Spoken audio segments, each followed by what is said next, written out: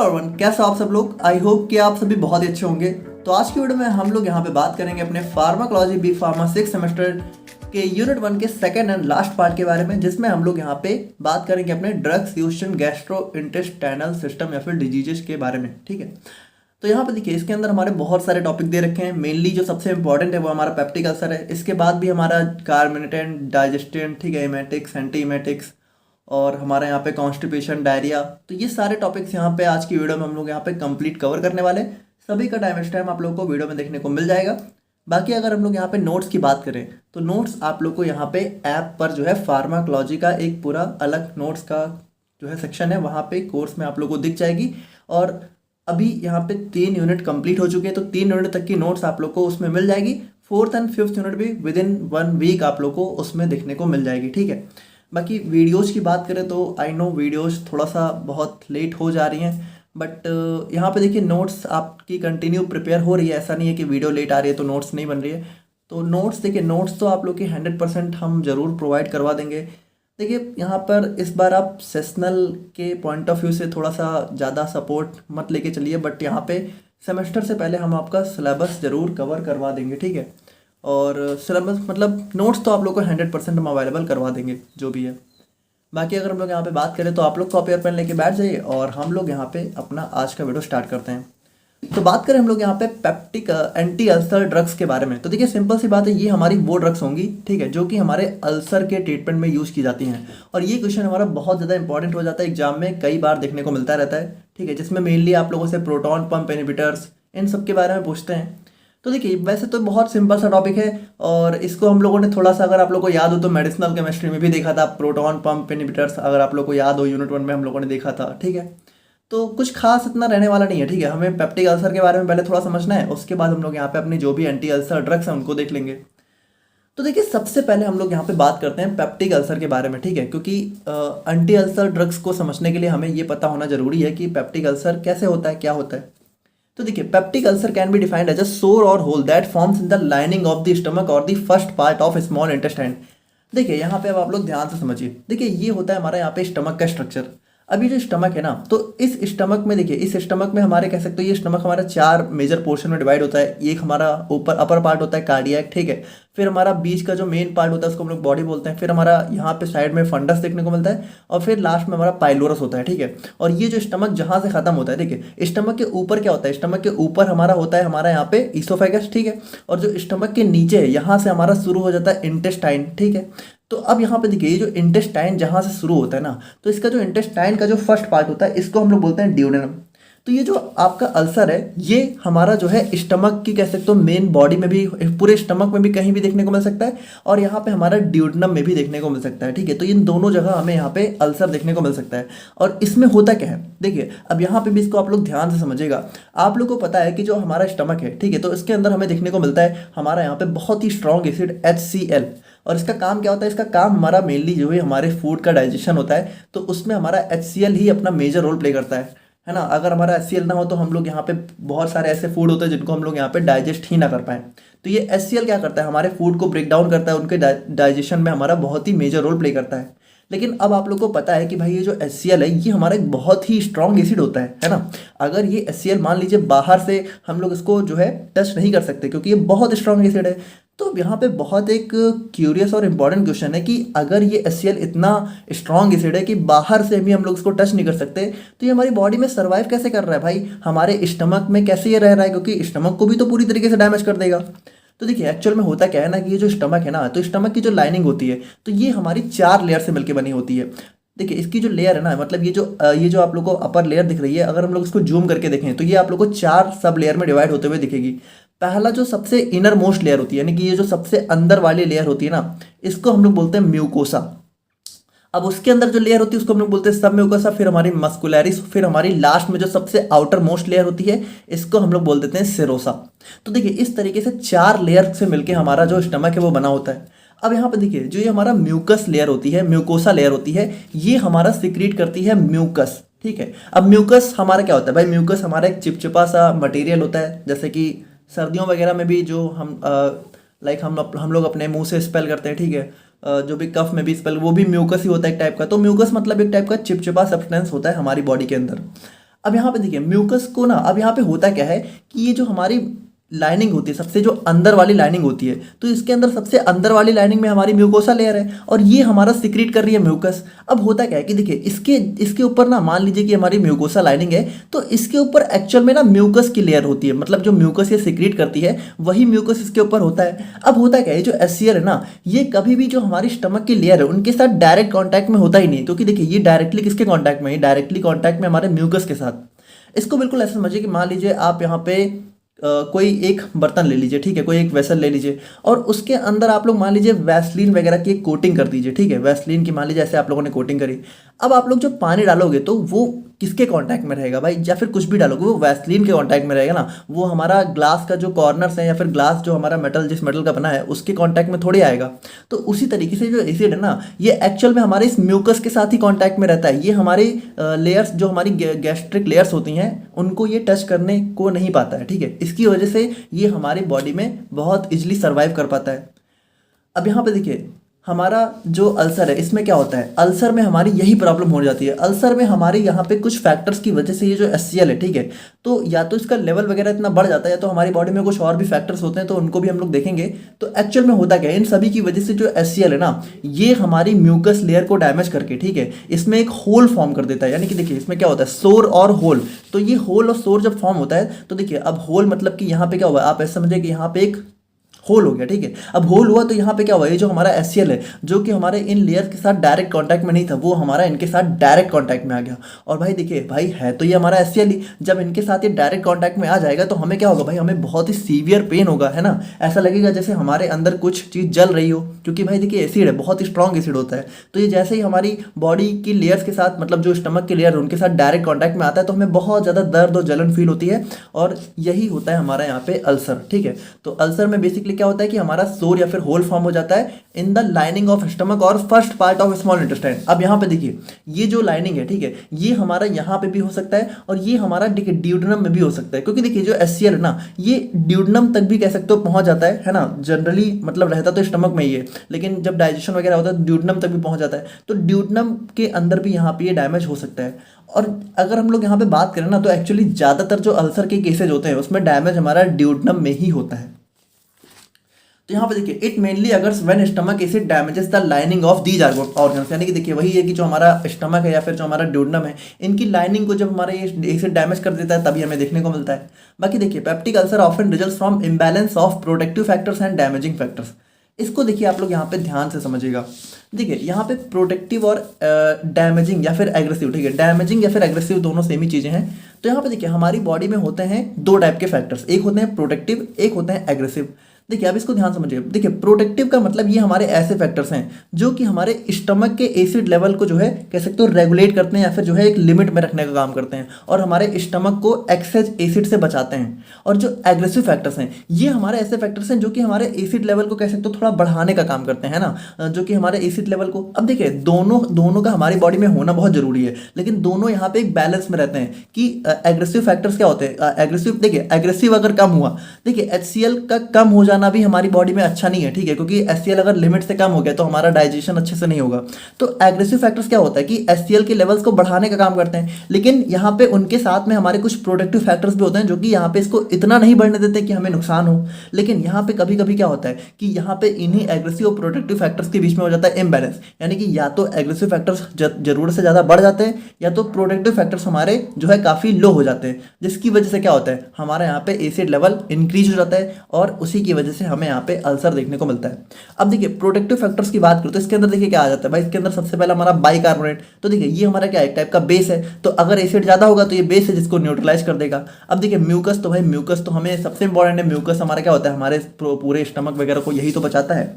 और उसके बाद नेक्स्ट हमारा आता है प्रोस्टाग्लैंडिन। तो देखिए ये भी हमारा एक टाइप का केमिकल हार्मोन होता है जो कि क्या करता है, हमारा कह सकते हो म्यूकस और बाइकार्बोनेट के सिक्रेशन को बढ़ाता है, यानी कि ये जो म्यूकस और बाइकार्बोनेट है इन दोनों के सिक्रेशन को बढ़ाने का काम करता है और उसके साथ साथ यहाँ पे जो है एक्सेज एसिड प्रोडक्शन को भी यहाँ पे इनहिबिट करता है, ठीक है। तो ये तीनों हमारे प्रोटेक्टिव फैक्टर्स होते हैं जो कि कह सकते हो हमारे अल्सर में एक मतलब अल्सर क्या आप कह सकते हो एचसीएल के लेवल को रेगुलेट करने का काम करते हैं। अब वहीं पे देखिए कुछ हमारे एग्रेसिव फैक्टर्स भी होते हैं, जैसे कि हमारा जो एचसीएल होता है, ठीक है, तो एचसीएल तो भाई सिंपल सी बात है, ये तो हमारा वही एसिड है ही है, गैस्ट्रिक एसिड, ठीक है। उसके बाद देखिए एक हमारा पेप्सिन होता है जो कि हमारी जो कि हमारे स्टमक के अंदर एक चीफ सेल्स होती हैं जो कि पेप्सिन को रिलीज करती हैं। तो ये पेप्सिन भी हमारा कह सकते हो एक एग्रेसिव रोल प्ले करता है। और सबसे इम्पॉर्टेंट जो हमारा अल्सर में अपना रोल प्ले करता है, या फिर कह सकते हो हमारे स्टमक के एसिड लेवल को डिस्टर्ब करता है, वो हमारा हो जाता है एच पाइलोरी। तो एच पाइलोरी हमारा एक टाइप का बैक्टीरिया होता है जिसका फुल फॉर्म होता है हेलिकोबैक्टर पाइलोरी बैक्टीरिया। तो यही हमारा कह सकते हो बहुत ही ज़्यादा, अगर हम लोग देखें ना, तो ज़्यादातर केस में यही देखा गया कि ये एच पाइलोरी बहुत ही मेजर रोल प्ले करता है हमारा अल्सर के मतलब रोल में, ठीक है, अल्सर के कॉज में। तो ये हमारे कुछ प्रोटेक्टिव और एग्रेसिव फैक्टर्स हैं जिनके इम्बैलेंस की वजह से हमारा एसिड लेवल बढ़ जाता है। बाकी देखिए, अगर हम लोग यहाँ पे बात करें टाइप्स ऑफ पेप्टिक अल्सर की, तो यहाँ पे देखिए हम लोगों ने देखा ये हमारा दो टाइप का हो सकता है, गैस्ट्रिक और ड्यूडनल। अब देखिए, अगर हम लोग यहाँ पे इनके अंदर थोड़ा सा डिफरेंस समझना चाहें तो गैस्ट्रिक देखिए क्या होता है। गैस्ट्रिक मतलब कि ये हमारे स्टमक में होता है, ठीक है। उसके बाद देखिए ये हमारा जो है ऑफन जो है रिड्यूस्ड डिफेंसिव फैक्टर्स, यानी कि जो हमारे डिफेंसिव यानी कि प्रोटेक्टिव या फिर डिफेंसिव फैक्टर्स हैं, ये जब रिड्यूस हो जाते हैं तो उनकी वजह से होता है। और बाकी देखिए ये हमारा लेस कॉमन है, यानी कि अगर मान लीजिए 100% केस आ रहे हैं, 100 केस आ रहे हैं, तो उसमें से 15 से 25 केस ही हमारे इसके होते हैं, है ना। हम लोगों ने देखा ड्यूडनल ज़्यादा कॉमन है। उसके बाद देखिए यहाँ पे गैस्ट्रिक में क्या होता है, गैस्ट्रिक में जो हमारा पेन है वो खाने के 1 से 2 घंटे बाद ही देखने को मिलने लगता है। तो इसको थोड़ा समझिएगा कि जैसे जब स्टमक में हमारी लाइनिंग डैमेज होगी ना, तो क्या होगा, जैसे हम लोग खाना खाएंगे, देखिए HCl का सिक्रीशन हमारे स्टमक में कब स्टार्ट होता है। HCl हमारी सिक्रीशन मतलब तभी बढ़ता है जब हम लोग खाना खाते हैं, ठीक है। मतलब ऐसा नहीं कि नहीं रहता है, बट उसका सिक्रीशन ज़्यादा तभी बढ़ता है जब हम लोग यहाँ पे खाना खाते हैं। तो भाई जैसे खाना खाएंगे HCl सिक्रीट होना स्टार्ट होगा, और जैसे HCl सिक्रीट होगा तो भाई यहीं पे तो डैमेज है, तो जैसे HCl सिक्रीट होगा तो वो यहाँ पे क्या करेगा, डैमेज करेगा, है ना। तो हमें खाना खाने के 1 से 2 घंटे बाद ही देखने को पेन मिलने लगता है। और इसमें देखिए क्या होता है, इसमें हमारा जनरली वेट लॉस होता है। अब वेट लॉस क्यों होता है, देखिए वेट लॉस इसलिए होता है क्योंकि जैसे हम लोग यहाँ पे जब भी खाना वगैरह खा रहे हैं, तो खाना खाने के तुरंत बाद भाई क्या होता है, HCl अपना काम करने लगता है, और यहाँ पे हमारा शोर है जिसकी वजह से हमें दर्द होने लगेगा। तो पेशेंट क्या करता है ना कि खाना खाना ही बंद करने लगता है, ठीक है, क्योंकि खाने की वजह से उसको दर्द होने लगता है। तो इसी वजह से यहाँ पे जब कम खाना खाता है तो वहाँ पे वेट लॉस होने लगता है। बाकी देखिए इसके अंदर हमारा हीमोरेज मतलब कि ब्लीडिंग, ठीक है, यानी कि यहाँ पे कह सकते हो यहाँ पे ब्लीडिंग वगैरह भी, ब्लड वगैरह भी देखने को मिल सकता है ना। तो ये हमारा जो है ब्लीडिंग इसमें कॉमन होती है। और ये जो है लगभग इसके जो केसेज होते हैं तो वो बोथ मतलब जेंडर्स में इक्वल ही होते हैं, मेल और फीमेल में। अब अगर हम वहीं पे हम लोग बात करें ड्यूडनल अल्सर के बारे में, तो देखिए सबसे बढ़िया बात है कि हमारा ड्यूडनल में देखने को मिलता है। उसके बाद देखिए it often occurs due to enhance secretion of acid. तो यहाँ पे देखिए ये हमारी बॉडी में, देखिए जो हमारा गैस्ट्रिक है ये हमारी बॉडी में HCl का बहुत ज़्यादा एक्सेस प्रोडक्शन नहीं होता है, लेकिन जो हमारे प्रोटेक्टिव फैक्टर्स हैं ये कम हो जाते हैं, ठीक है। तो जब प्रोटेक्टिव फैक्टर्स यानी कि देखिए भाई HCl मान लीजिए उतना ही है, लेकिन अगर म्यूकस कम हो गया और कह सकते हो बाइकार्बोनेट इसको जो है न्यूट्रलाइज नहीं कर रहा है एक्सिड एसिड को, तो वो क्या होगा, वो हमें डैमेज करेगा। लेकिन जो हमारा ड्यूडनल है ना, तो इसमें क्या होता है, इसमें यहाँ पे प्रोटेक्टिव फैक्टर्स तो नॉर्मली रहते हैं, लेकिन एसिड का प्रोडक्शन ही बढ़ जाता है। अब भाई एसिड का प्रोडक्शन भी अगर हद से ज़्यादा बढ़ गया, ठीक है, तो वो क्या करेगा, डैमेज करेगा ही। और बाकी देखिए ये हमारा बहुत ज़्यादा कॉमन होता है, 70 से 80% केस इसी के देखने को मिलते हैं। और इसमें हमारा जो पेन है ना वो खाने के 2 से 5 घंटे बाद देखने को मिलता है। अब देखिए इसमें क्या होता है भाई, इसमें अल्सर हमारा ड्यूडनम में है, ठीक है। तो खाना देखिए, खाना क्या होता है, खाना सबसे पहले स्टमक में आता है और उसकी काफ़ी टाइम बाद मतलब लगभग 2 से 3 घंटे बाद ड्यूडनम में जाता है। तो यहाँ पे देखिए खाना ड्यूडनम में काफ़ी टाइम बाद जा रहा है ना, जिसकी वजह से क्या होता है, जिसकी वजह से यहाँ पे जो है जब खाना यहाँ पे पहुँचता है तभी पेन होता है, ठीक है। तो यहाँ पे थोड़ा सा टाइम लगता है, ठीक है, तो पेन उतनी जल्दी नहीं होता है। और यहाँ पे देखिए यहाँ पे जनरली हमें वेट गेन देखने को मिलता है। क्यों? क्योंकि यहाँ पे क्या होता है ना कि यहाँ पे खाना खाने के बाद पेशेंट को थोड़ा सा रिलीफ महसूस होती है, तो इसी वजह से वो थोड़ा सा ज़्यादा खाना खाने लगता है, ठीक है। क्योंकि खाना अगर उसका पेट भरा रहता है तो वहाँ पे उसको उतना दर्द नहीं होता है। बाकी इसमें हीमोरेज थोड़ा सा लेस कॉमन होता है और ये हमारा मेल्स में ज़्यादा देखने को मिलता है। बाकी देखिए अगर हम लोग यहाँ पे कॉजेज या फिर एटियोलॉजी की बात करें तो कॉजेज देखिए, कॉजेज के बहुत सारे हो सकते हैं। जैसे कि सबसे इंपॉर्टेंट कॉज तो हमारा वही है कि एच पाइलोरी, अगर हमारी स्टमक में एच पाइलोरी का इन्फेक्शन हो गया है, ठीक है, तो ये हमारा सबसे मेजर रोल प्ले करता है अल्सर में। उसके बाद देखिए कुछ हमारी एनसेड्स यानी कि non steroidal anti inflammatory drugs होती हैं। तो आपको पता है जो हमारी एनसेड्स है ये क्या करती हैं भाई, ये हमारे प्रोस्टाग्लैंडिन को यहाँ पे इनिबिट करती हैं। तो अगर ये प्रोस्टाग्लैंडिन इनिबिट होगा तो भी हमारा प्रोटेक्टिव फैक्टर्स कम हो जाएंगे, जिसकी वजह से हमें अल्सर देखने को मिल सकता है। उसके बाद देखिए कुछ हमारे जेनेटिक फैक्टर्स भी होते हैं जो कि अपना रोल प्ले करते हैं। फिर हमारा बात करें तो एज, मतलब कि थोड़ा सा जो है कह सकते हो बढ़ती एज के साथ भी ये कॉमन देखने को मिलता है थोड़ा बहुत, ठीक है। उसके बाद स्ट्रेस की वजह से भी यहाँ पे काफ़ी ज़्यादा ट्रिगर हो जाता है। और स्मोकिंग, अल्कोहल हो गया और स्पाइसी फूड्स, तो ये बहुत ज़्यादा मतलब देखा ही जाता है कि अल्सर वगैरह में स्पाइसी फूड्स जो है मना कर दिया जाता है, क्योंकि स्पाइसेज होते हैं ना तो वो काफ़ी रोल प्ले करते हैं। तो यहाँ पे देखिए ये सारे हमारे कॉजेज जो रहते हैं। बाकी अगर हम लोग यहाँ पे बात करें मैकेनिज्म के बारे में या फिर पैथोजेनेसिस के बारे में, तो यहाँ पे देखिए पैथोजेनेसिस मतलब कि ये हमारा अल्सर किस तरीके से डेवलप हो सकता है। तो यहाँ पे देखिए हम लोग एग्जैक्टली नहीं बता सकते, लेकिन मान लीजिए कि हम लोग ऐसे बता सकते हैं कि जो भी हमारे इटियोलॉजिकल फैक्टर्स हैं, यानी जो भी हम लोगों ने रीजन देखे, तो उनकी वजह से क्या हो सकता है भाई, जैसे रीजन हमारा एस्पाइलोरी हो गया, एनसेड्स हो गए, तो इनकी वजह से हमारा एक इम्बैलेंस क्रिएट हो सकता है हमारा प्रोडक्टिव और डैमेजिंग फैक्टर्स में, जिसकी वजह से हमारा क्या हो सकता है, हमारा म्यूकस प्रोडक्शन यहाँ पे डिक्रीज हो सकता है और HCl सिक्रेशन बढ़ सकता है, जिसकी वजह से क्या हो सकता है, हमारी जो म्यूकस लाइनिंग है भाई वो हमारी डिस्ट्रक्शन हो जाएगी, उसका डैमेज हो जाएगी और हमें यहाँ पे पेप्टिक अल्सर देखने को मिल जाएगा। तो कुछ इस तरीके से हम लोग यहाँ पे इसकी पैथोजेनेसिस को एक्सप्लेन कर सकते हैं। बाकी अगर हम लोग यहाँ पे साइन एंड सिम्टम्स की बात करें, तो यहाँ पे देखिए भाई सबसे इंपॉर्टेंट चीज़ ये है कि अगर अल्सर है तो उसका सिम्टम, सबसे मेजर सिम्टम तो एब्डोमिनल पेन ही है, ठीक है, स्टमक पेन हो गया। उसके बाद देखिए हार्ट बर्न यानी कि जो है जलन देखने को मिल सकती है सीने में, है ना। और उसके बाद नौजिया यानी कि जी मिचलाना और वोमिटिंग वगैरह बहुत ज़्यादा हो रही है। और अनइंटेंडेड मतलब कि बिना वजह वेट लॉस हो रहा है। उसके बाद ब्लोटिंग हो गया, ठीक है, स्टमक काफ़ी भारी भारी सा लग रहा है। उसके बाद डार्क ब्लड, तो यहाँ पे देखिए अगर गैस्ट्रिक अल्सर है तो वहाँ पे स्टूल्स में ब्लड भी देखने को मिल सकता है। उसके बाद देखिए एपेटाइट चेंजेस यानी कि भूख में हो सकता है कि भूख कम लगे, ज़्यादा लगने लग जाए, या फिर इनडाइजेशन, खाना अच्छे से पच नहीं रहा है। तो ये सारे हमारे कुछ साइन एंड सिम्टम्स हो सकते हैं ना। कॉम्प्लिकेशंस की अगर हम लोग यहाँ पे बात करें तो हमें यहाँ पे जो है इंटरनल ब्लीडिंग, तो हम लोगों ने देखा है कि भाई हमारा जो गैस्ट्रिक अल्सर होता है उसमें हमारा ब्लीडिंग भी देखने को मिल सकती है। उसके बाद देखिए ऑब्स्ट्रक्शन, देखिए ऑब्स्ट्रक्शन का क्या मतलब है, जैसे यहाँ पे भाई हमारा जो डैमेज होगा, ठीक है, तो आप लोग को पता है कि हमारा जब डैमेज होगा, ठीक है, तो वहाँ पे हमारा इन्फ्लामेशन भी हो सकता है। और मान लीजिए अगर यहाँ पे इन्फ्लामेशन हो रहा है, ठीक है, तो इन्फ्लामेशन में क्या हो सकता है, हमारा यहाँ पे एक ऑब्स्ट्रक्शन भी क्रिएट हो सकता है, तो यहाँ पे ऑब्स्ट्रक्शन भी हो सकता है। उसके बाद देखिए हमारा गैस्ट्रिक कैंसर भी, हमारा जो गैस्ट्रिक अल्सर है, ठीक है, तो हो सकता है कि अगर वो लॉन्ग टर्म तक ठीक ना किया जाए तो वो गैस्ट्रिक कैंसर के फॉर्म में भी कन्वर्ट हो सकता है।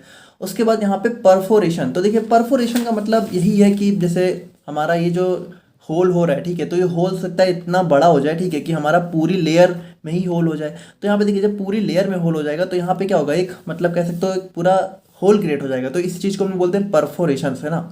परफोरेशंस मतलब जैसे हमारी जो कुछ भी ऐसा छन्नी वगैरह होती है, स्ट्रेनर वगैरह होता है, उसमें आप लोग को होल्स दिखते हैं, तो इनको भी हम लोग परफोरेशंस ही बोलते हैं, ठीक है। तो परफोरेशन मतलब कंप्लीट होल, मतलब जिसके आर पार कोई चीज़ निकल जाए, है ना।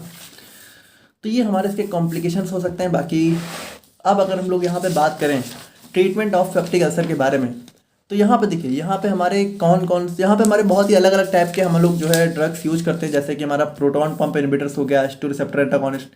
तो हम लोग यहाँ पे देखते हैं जैसे सबसे पहला हो गया गैस्ट्रिक एसिड सिक्रीशन इनहिबिटर्स। तो यहाँ पे देखिए ये हमारी वो ड्रग्स हैं जो कि गैस्ट्रिक एसिड के सिक्रीशन को इनहिबिट करती हैं, यानी कि जो HCl है, ठीक है, उसको बनने से ही यहाँ पे थोड़ा सा रोकती हैं या फिर उसको बनना कम करती हैं।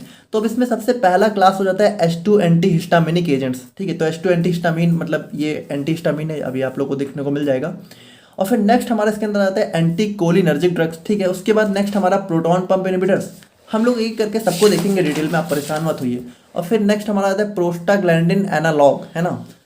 और देखिए ये सारे हमारे हो गए गैस्ट्रिक एसिड सिक्रीशन इनहिबिटर, यानी कि ये वो ड्रग हैं जो कि गैस्ट्रिक एसिड की सिक्रीशन को इनहिबिट करेंगी ना। उसके बाद हमारी नेक्स्ट ड्रग आ जाते हैं गैस्ट्रिक एसिड न्यूट्रलाइजर्स, यानी कि देखिए अब ये उसके सिक्रीशन को नहीं रोकेंगी, लेकिन जो गैस्ट्रिक एसिड ऑलरेडी मौजूद है, HCl ऑलरेडी हमारी बॉडी में प्रेजेंट है, उसको थोड़ा सा कम करने की कोशिश करेंगे, उसको न्यूट्रलाइज करेंगे। अब ये भी हमारे दो टाइप के होते हैं, एक होता है सिस्टमिक, एक होता है नॉन सिस्टमिक, ठीक है। और इन्हीं को हम लोग यहाँ पे एंटासिड्स भी बोलते हैं, ठीक है। तो एंटासिड्स इसमें हम लोग यूज करते हैं, तो वो भी हम लोग देखेंगे। फिर हमारा कुछ अल्सर प्रोडक्टिव्स आ जाते हैं, ठीक है, तो इसको भी हम लोग देखेंगे। उसके बाद एंटी एच पाइलोरी ड्रग्स, यानी कि अगर हमारा एच पाइलोरी बैक्टीरिया की वजह से हो रहा है तो उसको कैसे, उसके लिए हमारी कुछ एंटी एच पाइलोरी ड्रग्स भी यूज की जाती हैं। और उसके बाद अगर हम लोग यहाँ पे बात करें, ठीक है, तो ये सारी हमारी ड्रग्स थी जिनको हम लोग यहाँ पे अपने अल्सर के ट्रीटमेंट में यूज करते हैं। तो सबसे पहले हम लोग यहाँ पे बात करते हैं गैस्ट्रिक एसिड सिक्रीशन इनहिबिटर्स के बारे में। तो यहाँ पर देखिए गैस्ट्रिक एसिड सिक्रीशन इनहिबिटर्स हमारी वो ड्रग्स हैं जो कि हमारे स्टमक एसिड के प्रोडक्शन को ही रिड्यूस करती हैं, ठीक है। जो हमारा HCl बन रहा है उसको ही यहाँ पे सिंपली रिड्यूस करती हैं। बाकी देखिए दे हेल्प, इसका यूज हम लोग यहाँ पे मेनली अल्सर हो गया, और एक हमारा GERD होता है गैस्ट्रो इंटेस्टाइनल रिफ्लक्स डिजीज, और फिर हमारा एक होता है गैस्ट्राइटिस, ठीक है। तो इसमें भी हमारा यहाँ पे जो हमारा स्टमक है उसके अंदर इन्फ्लामेशन हो जाता है, ठीक है। तो इन सबके ट्रीटमेंट में हम लोग यहाँ पे इसका यूज करते हैं। अब इसके अंदर जैसे हमारा हम लोगों ने देखा H2 receptor, anti cholinergic, proton pump inhibitors, ये सारी ड्रग्स हमारी इसके अंदर आती हैं। तो सबसे पहले हम लोग यहाँ पे बात करते हैं H2 एंटी हिस्टामिन्स के बारे में, और इसको हम लोगों ने लास्ट सेमेस्टर में भी देखा था। अब देखिए, ये सभी चीज़ें देखने से पहले हम लोग समझते हैं कि आखिर में HCl बनता ही कैसे है। देखिए HCl कैसे बनता है, देखिए हमारा जो ब्लड होता है, ठीक है, तो सबसे पहली बात ये HCl है, ये बनाती हैं हमारी यहाँ पे पैराइटल सेल्स। आई होप कि आप लोगों ने सुन रखा हो। तो देखिए ये जो पैराइटल सेल्स होती हैं, तो ये हमारा जो है कुछ इस टाइप से होता है। इसके अंदर अभी हम लोग देखेंगे क्या क्या होता है। तो मान लीजिए हमारी पैराइटल सेल्स है, ठीक है, और इसके बगल में हमारी ब्लड वेसल्स की लाइनिंग है। तो भाई ब्लड में देखिए, ब्लड में हमारा CO2 होता ही है। तो यहाँ पे देखिए जो ब्लड है, ब्लड से हमारा CO2 क्या होता है, पैराइटल सेल्स के अंदर आता है। और यहाँ पे देखिए ये CO2 हमारे पैराइटल सेल्स के अंदर मौजूद H2O के साथ कंबाइन करके हमारा कन्वर्ट हो जाता है H2CO3, ठीक है, कार्बनिक एसिड में। अभी जो H2CO3 है ना, ये हमारा यहाँ पे थोड़ा अनस्टेबल होता है, फर्दर डिसोशिएट हो जाता है HCO3- और H+ में। अब यहाँ पे देखिए ये हमारा यहाँ पे एक पंप, यहाँ पे हमारा एक पंप प्रेजेंट होता है जो कि क्या करता है, HCO3- को हमारा कह सकते हो पैराइटल सेल से बाहर भेजता है, और उसके एक्सचेंज में हमारा क्लोराइड आयंस को यहाँ पे सेल के अंदर लेता है। अब ये जो क्लोराइड आयंस है, ठीक है, तो यहाँ पे हमारा यहाँ पे क्लोराइड चैनल्स प्रेजेंट होते हैं। तो ये इन क्लोराइड चैनल्स के थ्रू क्या होता है, ये जो क्लोराइड है ये हमारा चले जाते हैं ल्यूमेन में, ठीक है। तो यहाँ पे हमारा मतलब ल्यूमेन प्रेजेंट होता है। तो यहाँ पे देखिए इस तरीके से हम लोगों ने देखा कि यहाँ पे हमारा Cl- कैसे यहाँ पे इसके अंदर पहुँचता है। अब यहाँ पे देखिए एक हमारा और पंप होता है यहाँ पे हमारा जो है इसी पैराइटल सेल्स में, जो कि हमारा होता है सोडियम पोटेशियम एटीपेज पंप, ठीक है। तो यहाँ पे होता क्या है, ये हमारा जो है कह सकते हो हमारे H+ को, सॉरी सोडियम नहीं, हमारा यहाँ पे H+ K+ एटीपेज पंप होता है। तो यहाँ पे ये H+ को अंदर लेता है, और के मतलब H+ को हमारा ल्यूमेन में लेता है, और K+ को हमारी सेल के अंदर भेजता है, ठीक है। तो इस तरीके से देखिए हम लोगों ने क्या देखा कि यहाँ पे एक हमारा ये पंप होता है, और यही पंप होता है बेसिकली हमारा यहाँ पे प्रोटॉन पंप, है ना। इसी को हम लोग बोलते हैं प्रोटॉन पंप। तो प्रोटॉन पंप हमारा क्या होता है, प्रोटॉन पंप हमारा यहाँ पे कह सकते हो प्रोटॉन और पोटेशियम एक्सचेंज पंप होता है, जिसमें प्रोटॉन को यहाँ पे हमारा सेल के ल्यूमेन के अंदर भेजता है, और यहाँ पे पोटेशियम को सेल के अंदर, ठीक है। तो ये जो प्रोटॉन पंप है, ठीक है, तो इसके थ्रू हमारा H+ अंदर आता है, और हमारा कैल्शियम चैनल्स के थ्रू कैल्शियम अंदर आता है, सॉरी क्लोराइड अंदर आते हैं। तो ये जो H+ और क्लोराइड है, ठीक है, अब यही दोनों मिलकर तो क्या होंगे, HCl बनाते हैं। तो यहाँ पे हम लोगों ने क्या देखा कि इस जो है हमारा HCl बनने में ये हमारा प्रोटॉन पंप बहुत ही मेजर रोल प्ले कर रहा है। अब यहाँ पे देखिए इंपॉर्टेंट चीज़ क्या है ना, कि ये जो प्रोटॉन पंप है ना, इसको भी कह सकते हो काम करने के लिए, मतलब कि ये जो हमारा एक्सचेंज कर रहा है, तो इस एक्सचेंज करने के लिए हमारा यहाँ पे कुछ हमारे जो है कह सकते हो हमारे रिसेप्टर्स होते हैं, जो कि बहुत ही मेजर रोल प्ले करते हैं। जैसे एक हमारा होता है मस्कुरानिक M3 रिसेप्टर, ठीक है, एक हमारा होता है CCKB रिसेप्टर, और एक हमारा होता है H2 रिसेप्टर। तो यहाँ पे देखिए जो हमारा M3 रिसेप्टर है ना, तो इससे हमारा बाइंड होता है एस्टाइल कोलिन, और ये जो CCKB है इससे हमारा बाइंड होता है गैस्ट्रिन, और जो हमारा H2 रिसेप्टर है इससे हमारा बाइंड होता है हिस्टामिन। अब ये जो H2 रिसेप्टर है, ठीक है, तो ये हमारा यहाँ पे CAMP पाथवे के थ्रू काम करता है, और ये जो M3 और CCKB रिसेप्टर है ये हमारा यहाँ पे कैल्शियम चैनल को सिक्रेट कर कैल्शियम को सिक्रेट करके काम करते हैं। तो देखिए यहाँ पे होता क्या है, ये दोनों यहाँ पे जो हमारा कैल्शियम और CAMP पाथवे है, ठीक है, इन दोनों के थ्रू ही यहाँ पे हमारा ये जो प्रोटॉन पंप है ये हमारा यहाँ पे अपना काम कर रहा होता है। यानी अगर हम लोग सिंपली बात करें तो जो प्रोटॉन पंप को अगर एफिशिएंटली काम करना है, यानी एफिशिएंटली H+ को यहाँ पे हमारे ल्यूमेन के अंदर भेजना है, तो यहाँ पे इसको जो है इन तीनों रिसेप्टर्स का एक्टिवेट होना बहुत ज़रूरी है। अगर इन तीनों में से एक भी नहीं होंगे तो प्रोटॉन पंप अच्छे से काम नहीं कर पाएगा। तो यहाँ पे देखिए अब अगर हम लोग यहाँ पे बात करें तो ये जो H2 एंटी हिस्टामिन होते हैं, ठीक है, तो ये क्या करते हैं, ये हमारे बेसिकली यहाँ पे H2 रिसेप्टर को ब्लॉक कर देते हैं। यानी कि देखिए ये जो H2 रिसेप्टर है, यहाँ पे H2 एंटी हिस्टामिनिक एजेंट्स यहाँ पे इस हिस्टामिन के H2 रिसेप्टर को ब्लॉक कर देंगे, और जब ये ब्लॉक कर देंगे तो यहाँ पे क्या होगा, ये दोनों मिलके हमारे पाथवे को उतना अच्छे से यहाँ पे स्टिमुलेट नहीं कर पाएंगे। यानी कि यहाँ पे देखिए अब प्रोटॉन पंप क्या था, पहले यहाँ पे इन तीनों रिसेप्टर्स के थ्रू अच्छे से एक्टिवेट हो रहा था, लेकिन जब यहाँ पे H2 रिसेप्टर ब्लॉक हो गया, ठीक है, तो यहाँ पे सिर्फ यही दोनों बचे। तो यहाँ पे देखिए ऐसा नहीं कि पूरी तरीके से बंद हो जाएगा, लेकिन यहाँ पे काफ़ी इसका काम जो है रिड्यूस हो जाएगा। तो यहाँ पे इस तरीके से क्या होगा, जब हम लोग यहाँ पे H2 रिसेप्टर को ब्लॉक कर देंगे तो हमारा H+ का सिक्रेशन यहाँ पे काफ़ी इनहिबिट हो जाएगा, है ना। तो इस तरीके से हमारे ये बेसिकली काम करते हैं। तो अगर हम लोग यहाँ पे देखें तो देखिए दे bind with H2 receptor and block them on parietal cells, यानी कि ये H2 रिसेप्टर को ब्लॉक कर देते हैं। By blocking these receptors they prevent histamine from stimulating acid production, और जब ये इसको ब्लॉक कर दे तो हमारा हिस्टामिन यहाँ पे एसिड प्रोडक्शन को स्टिमुलेट नहीं कर पाता है। This result in reduced gastric acid secretion, helps in heal ulcer and manage acid related conditions like GERD, ठीक है। तो इस तरीके से यहाँ पे अपना काम करते हैं। आई होप कि आप लोग समझ ही गए होंगे, बहुत ही सिंपल था, कुछ खास थोड़ी था, बस H2 रिसेप्टर को ब्लॉक करके यहाँ पे अपना काम करना है। ना अगर हम लोग यहाँ पे बात करें इनके फार्माकोकाइनेटिक्स के बारे में, ठीक है, तो यहाँ पे देखिए ये हमारा ओरल एडमिनिस्ट्रेशन से रैपिडली एब्जॉर्ब हो जाते हैं, और इनकी जो पीक प्लाज्मा कंसंट्रेशन है वो लगभग हमें 1 से 3 घंटे में देखने को मिलती है। और ये काफ़ी अच्छे से वाइडली डिस्ट्रीब्यूशन देखने को मिलता है इनका। और अगर हम लोग यहाँ पे बात करें मेटाबॉलिज्म के बारे में, तो हमारा जो सबसे मेजर एंजाइम होता है लीवर का साइटोक्रोम P450, उन्हीं के थ्रू यहाँ पे इनका मेटाबॉलिज्म होता है। और एक्सक्रीशन की बात करें तो यहाँ पे ये हमारे सिंपली जो है किडनी से एक्सक्रीट कर दिए जाते हैं। ना अगर हम लोग यहाँ पे इसके अंदर कुछ एग्जांपल्स की बात करें तो हमारा सिमेटिडिन हो जाता है, रेनिटिडिन, फैमोटिडिन, रॉक्साटिडिन और हमारा यहाँ पे लेफोटिडिन। तो इन सभी को अगर आप लोग को याद हो तो हम लोगों ने देखा था, ठीक है, क्योंकि इसको हम लोगों ने ऑलरेडी जो है 5th सेम के मेडिसिनल केमिस्ट्री में पढ़ा हुआ है।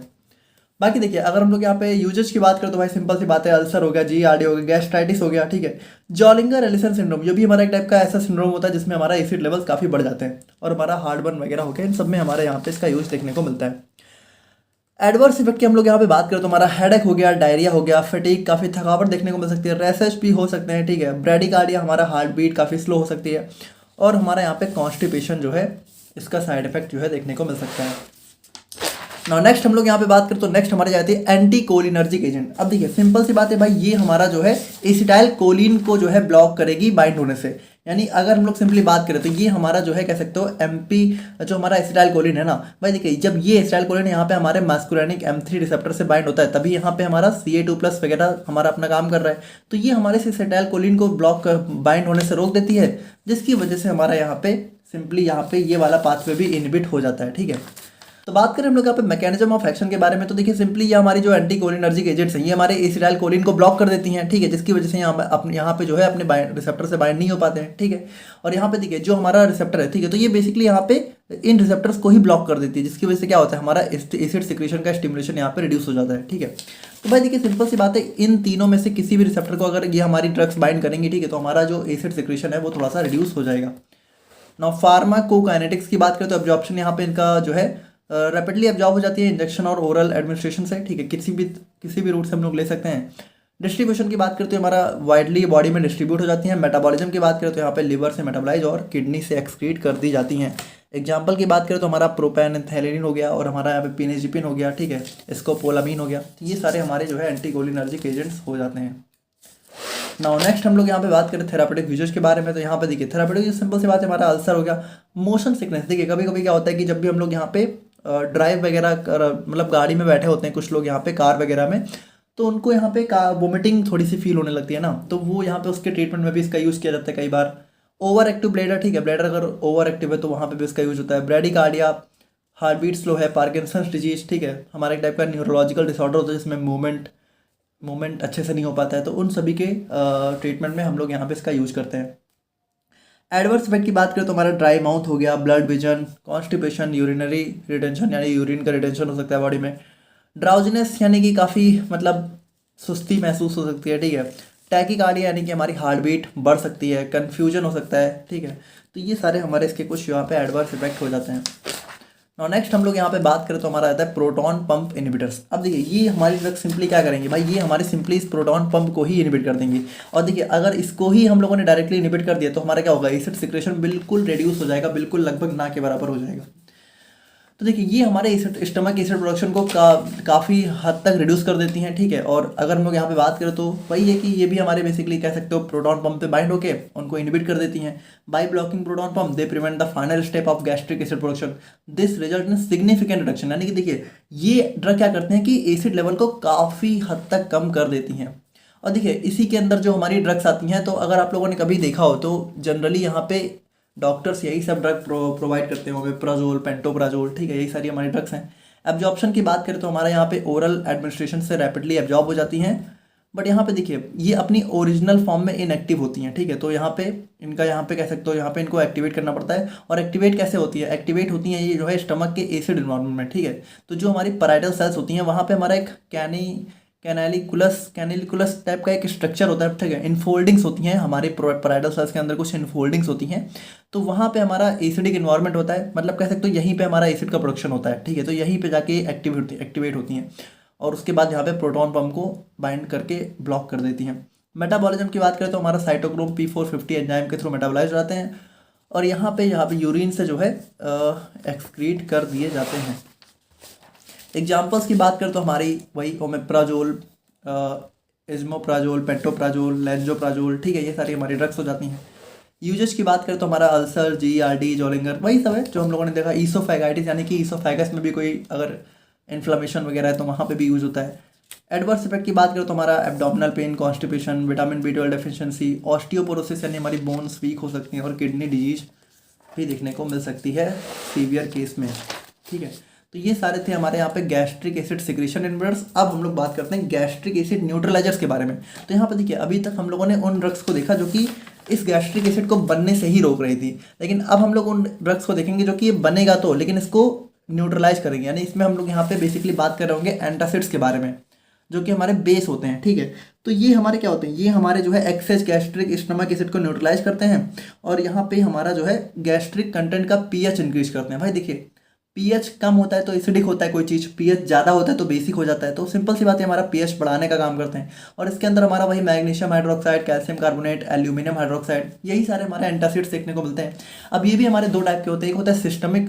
तो देखिए, सिस्टमिक क्या होता है, सिस्टमिक एंटासिड्स हमारे वो ड्रग्स होती हैं जो कि कह सकते हो स्टमक में जाने के बाद यहाँ पे जो है कह सकते हो हमारी ब्लड स्ट्रीम में भी एब्जॉर्ब हो जाती हैं। ठीक है, यानी कि सिस्टमिक देखिए, यानी कि पूरे हमारे सिस्टमिक सर्कुलेशन में इन्वॉल्व होती हैं।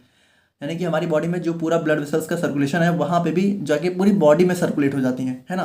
तो ये हमारे पूरे इंटायर बॉडी को अफेक्ट करती हैं। बाकी देखिए, ये हमारी बहुत ही क्विक रिलीफ प्रोवाइड करती हैं, बट यहाँ पे देखिए भाई, ये ना स्टमक के एसिड को तो न्यूट्रलाइज करती ही हैं, लेकिन हमारी बॉडी में जाके हमारे ओवरऑल बॉडी की पीएच को भी यहाँ पे रिड्यूस करती हैं। ठीक है, तो वो थोड़ा सा मतलब बढ़ा देती है, जिसकी वजह से हमारा यहाँ पे थोड़ा सा ये इतना अच्छा नहीं होता है। तो मैकेनिज्म ऑफ एक्शन की बात करते तो यहाँ पे देखिए, ये हमारे जो है इनके अंदर हमारे अल्कालाइन यानी कि कुछ बेसिक सब्सटेंस होते हैं जैसे सोडियम बाइकार्बोनेट। तो भाई सिंपल सी बात है, एसिड बेस रिएक्ट करेंगे तो हमारा सॉल्ट बनता है जो कि न्यूट्रल होता है। बाकी देखिए, ये हमारा गैस्ट्रिक पीएच को बढ़ा देती हैं, जिसकी वजह से हमारा एसिडिटी कम हो जाता है और हमारा हार्टबर्न और इंडाइजेशन में रिलीफ मिल जाता है। लेकिन यहाँ पे देखिए, मेन चीज़ वही है कि देखिए गैस्ट्रिक एसिड को न्यूट्रलाइज तो करती हैं, लेकिन उसके बाद ये ब्लड स्ट्रीम में एब्जॉर्ब हो जाती हैं, जिसकी वजह से यहाँ पे हमारा जो है इलेक्ट्रोलाइट इम्बैलेंस क्रिएट कर सकती है हमारी बॉडी में। नाउ अगर हम लोग यहाँ पे बात करें इसके फार्माकोकाइनेटिक्स के बारे में, तो यहाँ पे देखिए एब्जॉर्प्शन यहाँ पे हमारा रैपिडली एब्जॉर्ब हो जाती हैं। ठीक है, आफ्टर न्यूट्रलाइजिंग, यानी कि देखिए सबसे पहले ये स्टमक में जाती हैं और स्टमक में गैस्ट्रिक एसिड को न्यूट्रलाइज करने के बाद यहाँ पे ये ब्लड स्ट्रीम में भी एब्जॉर्ब हो जाती हैं। और यहाँ पे देखिए, यहाँ पे एब्जॉर्प्शन होना हमारे लिए बहुत अच्छा नहीं होता है। ठीक है, और डिस्ट्रीब्यूशन की बात करें तो भाई एब्जॉर्ब हुई है तो पूरी बॉडी में डिस्ट्रीब्यूट भी हो जाती हैं। और उसके बाद मेटाबॉलिज्म की बात करें तो यहाँ पे बहुत ही खास मेटाबॉलिज्म नहीं होता है, अनचेंज्ड फॉर्म में ही किडनी से एक्सक्रीट कर दी जाती हैं। एग्जाम्पल की बात करें तो हमारा सोडियम बाइकार्बोनेट हो गया, सोडियम सिट्रेट हो गया। यूजेस की बात करें तो हमारा heartburn, indigestion, GERD, acid reflux, ठीक है, पेप्टिक अल्सर। और एडवर्स इफेक्ट हमारा एल्कलोसिस। ठीक है, यानी कि हमारा कुछ ज़्यादा ही कह सकते हो हमारी बॉडी में बेस का लेवल बढ़ सकता है। और अगर हाइपरग्लाइसीमिया यानी कि हमारी ब्लड शुगर लेवल भी इंक्रीज हो सकता है। ठीक है, constipation, kidney stone, electrolyte imbalance, तो ये सारे हमारे कुछ साइड इफेक्ट हो सकते हैं। और नेक्स्ट हम लोग बात करें नॉन सिस्टमिक एंटासिड्स के बारे में, तो यहाँ पे देखिए नॉन सिस्टमिक का मतलब कि ये हमारा सिर्फ स्टमक के एसिड को न्यूट्रलाइज करेंगे, उसके बाद यहाँ पे हमारी बॉडी से बाहर निकल जाएंगे, यानी ब्लड स्ट्रीम में एब्जॉर्ब नहीं होंगे। ठीक है, और ये हमारा जो है हार्टबर्न और इंडाइजेशन से रिलीज प्रोवाइड करती हैं। और अगर हम लोग यहाँ पे मैकेनिज्म ऑफ एक्शन की बात करें तो यहाँ पे देखिए, इनके अंदर हमें यहाँ पे कुछ बेसिक कंपाउंड्स देखने को मिलते हैं जो कि हमारे स्टमक एसिड को न्यूट्रलाइज कर देते हैं। ठीक है, तो सिंपल सी बात है भाई, बेस ही होंगे। और बाकी देखिए, by neutralising gastric acid they raise the pH of stomach content providing relief from heartburn. ठीक है, तो हार्टबर्न से रिलीज होता है। बाकी देखिए, these antacids work locally in the stomach without being absorb into blood stream, यानी कि सिंपली हमारा ब्लड स्ट्रीम में बिना एब्जॉर्ब हुए अपना काम कर देते हैं। तो एब्जॉर्प्शन की बात करें तो यहाँ पे भाई ये हमारा ज़्यादा एब्जॉर्ब होते नहीं है, जो कि अच्छा है। ठीक है, और डिस्ट्रीब्यूशन की बात करें तो वो भी हमारे स्टमक तक ही लिमिटेड रहता है। ठीक है, बॉडी में जाता नहीं है। मेटाबॉलिज्म की बात करें तो ये हमारा जो है स्टमक में ही रहता है, तो इसलिए मेटाबॉलिज्म वगैरह होता नहीं है और किडनी से जो है फीसेज के थ्रू एक्सक्रीट कर दिए जाते हैं, मतलब कि सॉरी, किडनी के थ्रू नहीं है, हमारा फीसेज के थ्रू एक्सक्रीट कर दिए जाते हैं। ठीक है, तो इनका एक्सक्रीशन हमारा किडनी यूरिन से नहीं, फीसेज के थ्रू हो जाता है, क्योंकि ये हमारी बॉडी में डिस्ट्रीब्यूट नहीं होते हैं। एग्जाम्पल की बात करें तो हमारा एल्यूमिनियम हाइड्रोक्साइड हो गया, मैग्नीशियम हाइड्रोक्साइड, कैल्शियम कार्बोनेट, तो ये सारे हमारे कुछ नॉन सिस्टमिक एंटासिड्स हो जाते हैं।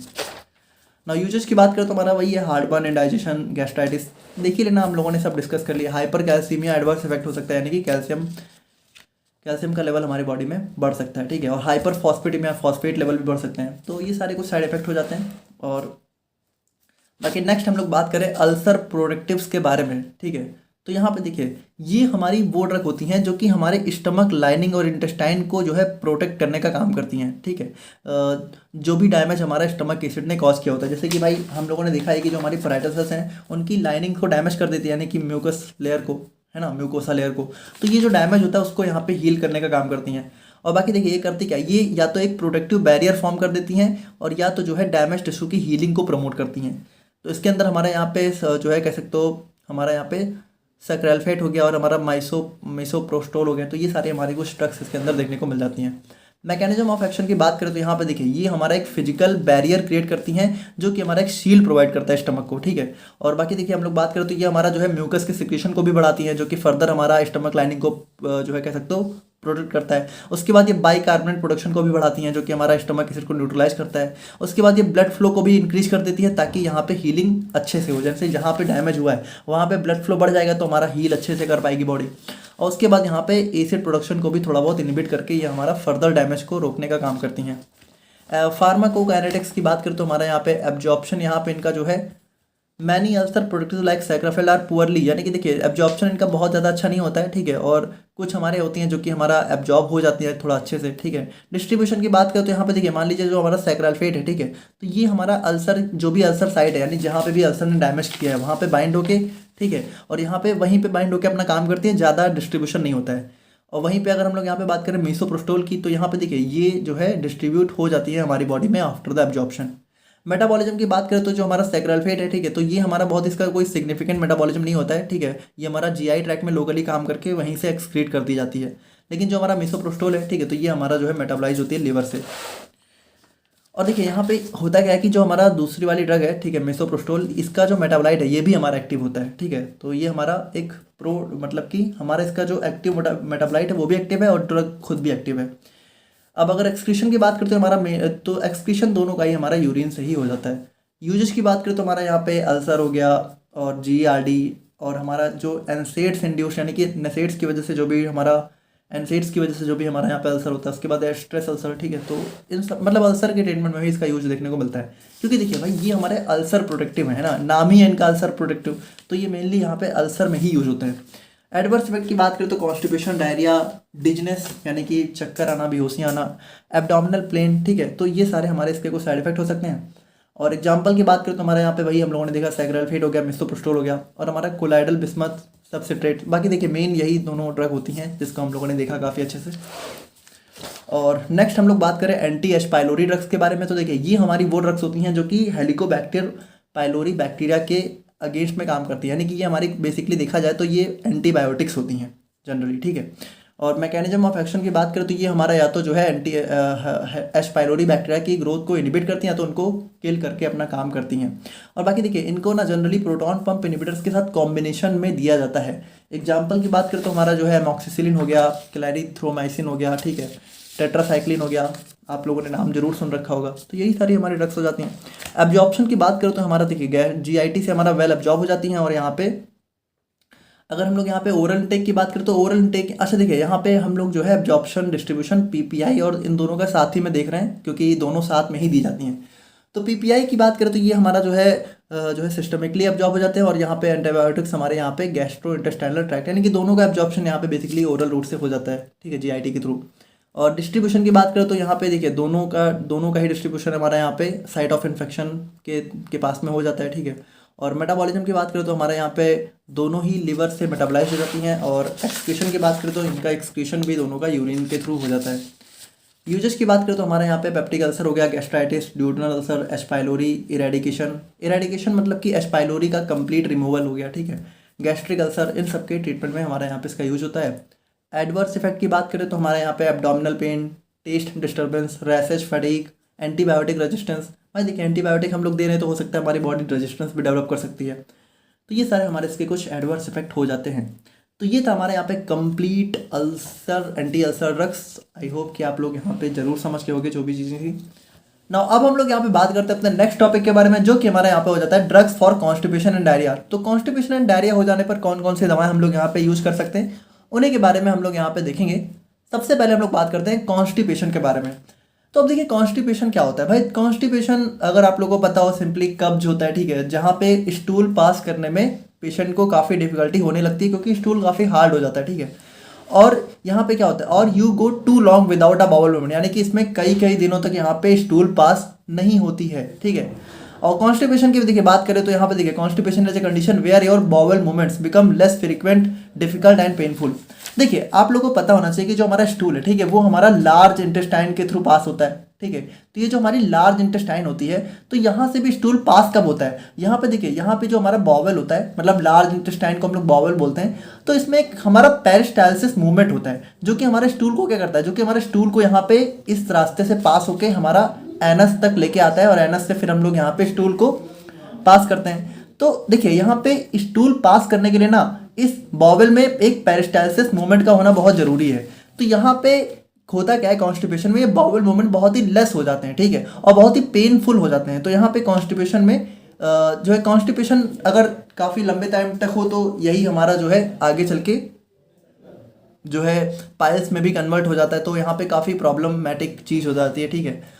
और बाकी अगर हम लोग यहाँ पे बात करें तो देखिए it usually involves hard dry stools that are hard to pass, यानी इसमें देखिए इसमें होता क्या है, जो स्टूल्स हैं वो बहुत ही हार्ड और ड्राई हो जाते हैं जिसकी वजह से वो इजिली पास नहीं हो पाते हैं। And you may feel bloated or you have not fully emptied your bowels, यानी कि इसमें ऐसा फील होता है कि ब्लोटिंग है या फिर जो है अच्छे से पेट साफ नहीं हुआ है, ऐसा आप लोग को फील हो सकता है, ठीक है, मतलब पेशेंट को फील होता है। कॉजेज की बात करें तो यहाँ पे देखिए भाई सिंपल कॉजेज में देखिए क्या होता है भाई, हम लोग जब खाने में फाइबर नहीं लेते हैं अच्छे से, ठीक है, तो यहाँ पे फाइबर कम होने की वजह से भी ये प्रॉब्लम बहुत ज़्यादा देखने को मिलती है। कॉन्स्टिपेशन का सबसे बेस्ट ट्रीटमेंट है फाइबर को अपनी डाइट में इंक्लूड करना। और उसके बाद देखिए पानी अच्छे से ना पीने पर भी बहुत मेजर हो जाता है, क्योंकि देखिए भाई जो स्टूल होता है ना, तो स्टूल जो है हार्ड क्यों हो जाता है, क्योंकि इसमें वाटर का अमाउंट काफ़ी कम हो जाता है, यानी कि जो हमारा इंटेस्टाइन है वो पानी को ज़्यादा ही एब्जॉर्ब कर लेता है, ठीक है। जैसे जब स्टूल यहाँ पे पास होता है तो इंटेस्टाइन वाटर को एब्जॉर्ब करता है। देखिए वाटर का एब्जॉर्ब करना भी जरूरी है, क्योंकि वाटर जब नहीं एब्जॉर्ब होता है तो डायरिया हो जाता है, लेकिन वाटर ज़्यादा एब्जॉर्ब हो जाता है तो कॉन्स्टिपेशन हो जाता है। और उसके बाद देखिए फिजिकल एक्टिविटी का लैक होना, उसके बाद कुछ हमारी ऐसी पेन किलर्स होती हैं जो कि हमारा कॉन्स्टिपेशन कॉज कर सकती हैं, और स्ट्रेस वगैरह, और आईबीएस और हाइपोथायरॉयडिज्म, ठीक है। तो आईबीएस भी एक बहुत ही मेजर रोल प्ले करता है, ठीक है, इन सब में। तो आईबीएस के खैर यहाँ पे बहुत डिफरेंट टाइप भी हो सकते हैं, ठीक है। आईबीएस डी होता है, आईबीएस सी होता है, मिक्स होता है, बहुत से होते हैं, ठीक है। बहुत ही काफ़ी ट्रेंड में भी आजकल आईबीएस हो भी गया है, ठीक है। और अगर हम लोग यहाँ पे बात करें सिम्टम्स के बारे में, तो देखिए सिम्टम्स यहाँ पे इसका हार्ड और ड्राई स्टूल हो गया, ठीक है। उसके बाद यहाँ पे ब्लोटेड फीलिंग हो गई, एब्डोमिनल डिस्कम्फर्ट हो गया, ठीक है, अच्छा नहीं लगता है, पेट में काफ़ी डिस्कम्फर्ट सा रहता है, और स्टूल यहाँ पे काफ़ी ब्राउन स्टूल हो जाता है, और यहाँ पे जो है पेन होता है, ठीक है, बाउल मूवमेंट, यानी कि जब भी यहाँ पे स्टूल पास करते टाइम काफ़ी पेन फील होने लगता है। अब अगर हम लोग यहाँ पे इसको देखो थोड़ा सा पैथोफिजियोलॉजी अगर हम लोग यहाँ पे समझना चाहें कि ये कैसे हो सकता है, तो देखिए अब कोई एग्जैक्ट रीजन थोड़ी है, लेकिन अगर हम लोग यहाँ पे बात करें जो भी हम लोगों ने रीजन देखे हैं, तो उनकी वजह से भाई क्या होता है, बाउल मूवमेंट यहाँ पे स्लो हो जाता है, या फिर पेरिस्टाल्टिक मूवमेंट यहाँ पे स्लो हो जाता है। तो यहाँ पे देखिए भाई जब ये हमारा स्लो हो जाता है तो यहाँ पे क्या होता है कि वाटर जो है कुछ ज़्यादा एब्जॉर्ब हो जाता है स्टूल से, और जब जितना ज़्यादा स्टूल से वाटर एब्जॉर्ब हो जाएगा उतना ज़्यादा जो भी हमारा स्टूल है वो हार्ड और ड्राई हो जाएगा, जिसकी वजह से यहाँ पे स्टूल पास करने में काफ़ी डिफिकल्टी होगी, और यहाँ पे एक डिस्कम्फर्ट और स्ट्रेनिंग, मतलब कि थोड़ा सा स्ट्रेनिंग भी देखिए ऐसा, मतलब कि दर्द, स्टूल पास करते समय पेन होना, ठीक है।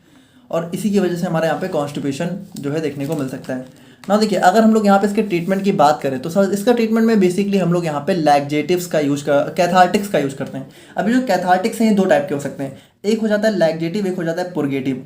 अब देखिए लैक्जेटिव थोड़ा सा माइल्ड होते हैं, पुर्गेटिव थोड़ा सा स्ट्रॉन्ग होते हैं। अब देखिए इसके अंदर भी हमारे बहुत सारे टाइप होते हैं, जैसे बल्क फॉर्मिंग एजेंट हो गया, स्टूल सॉफ्टनर हो गया, ठीक है। तो इन सभी को एक एक करके डिटेल में देखेंगे। और उसके बाद हमारे यहाँ पे स्टिमुलेंट पुर्गेटिव हो गया, ठीक है। और उसके बाद यहाँ पे हमारा ऑस्मोटिक पुर्गेटिव हो गया। तो ये सारे हमारे जो है कुछ एजेंट्स होते हैं जिनका यूज हम लोग यहाँ पे कॉन्स्टिपेशन के ट्रीटमेंट में करते हैं। तो सबसे पहले बात करते हैं हम लोग यहाँ पे बल्क फॉर्मिंग एजेंट के बारे में। अब देखिए बल्क फॉर्मिंग एजेंट क्या होता है। देखिए भाई कॉन्स्टिपेशन में क्या होता है कि हमारा स्टूल में बहुत ही हार्डनेस और ड्राइनेस आ जाती है। तो बल्क फॉर्मिंग क्या होता है, बल्क फॉर्मिंग बेसिकली अगर हम लोग देखें ना तो ये हमारे जनरली जो है ऐसे फाइब्रस एजेंट होते हैं जिनके अंदर फाइबर काफ़ी अमाउंट में होता है, और ये जाके करते क्या है, ये हमारी बॉडी में जाके स्टूल का अमाउंट बढ़ा देते हैं, ठीक है, उनका बल्क फॉर्मेशन कर देते हैं, ठीक है। तो इसकी वजह से क्या होता है, जब ज़्यादा स्टूल हमारी बॉडी में हो जाता है तो वो धीरे धीरे पास भी होने लगता है। तो ये हमारा बेसिकली यहाँ पे स्टूल के साइज और बल्क को बढ़ा देते हैं, जिसकी वजह से वो इजीली पास हो जाता है।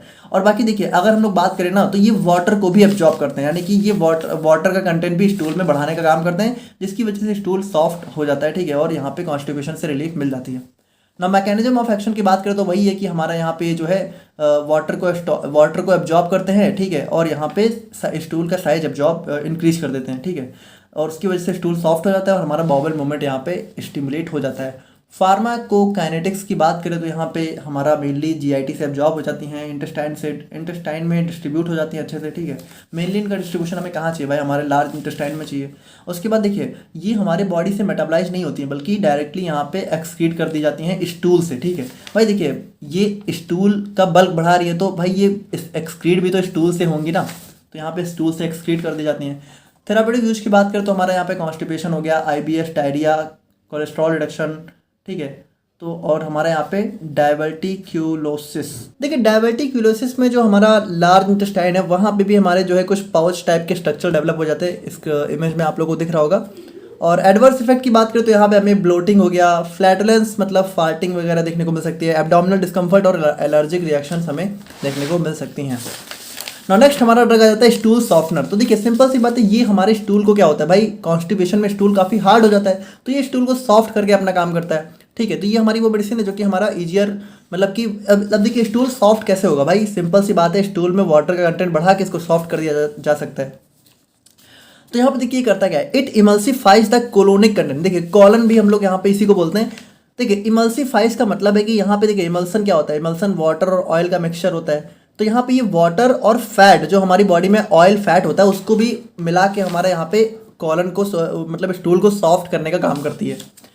अब यूजेस की बात करें तो हमारा यहाँ पे हीमोरॉइड, मतलब कि हीमोरॉइड क्या होता है कि जो हमारा रेक्टम होता है, ठीक है, तो रेक्टम की जो हमारी वेन्स होती हैं, ठीक है, तो वो वेन्स यहाँ पे अगर हमारी इन्फ्लामेटेड हो जाती हैं, ठीक है, स्वेलन हो जाती है, तो वहाँ पे उसमें भी रिलीफ होता है। उसके बाद देखिए कुछ लोगों में एनल फिशर्स मतलब कि जो एनस वाला एरिया है वहाँ पे दरार टाइप की अगर डेवलप हो जाती है, ठीक है, क्रैक टाइप का, तो उसको भी ट्रीट करने में यूज़ किया जाता है।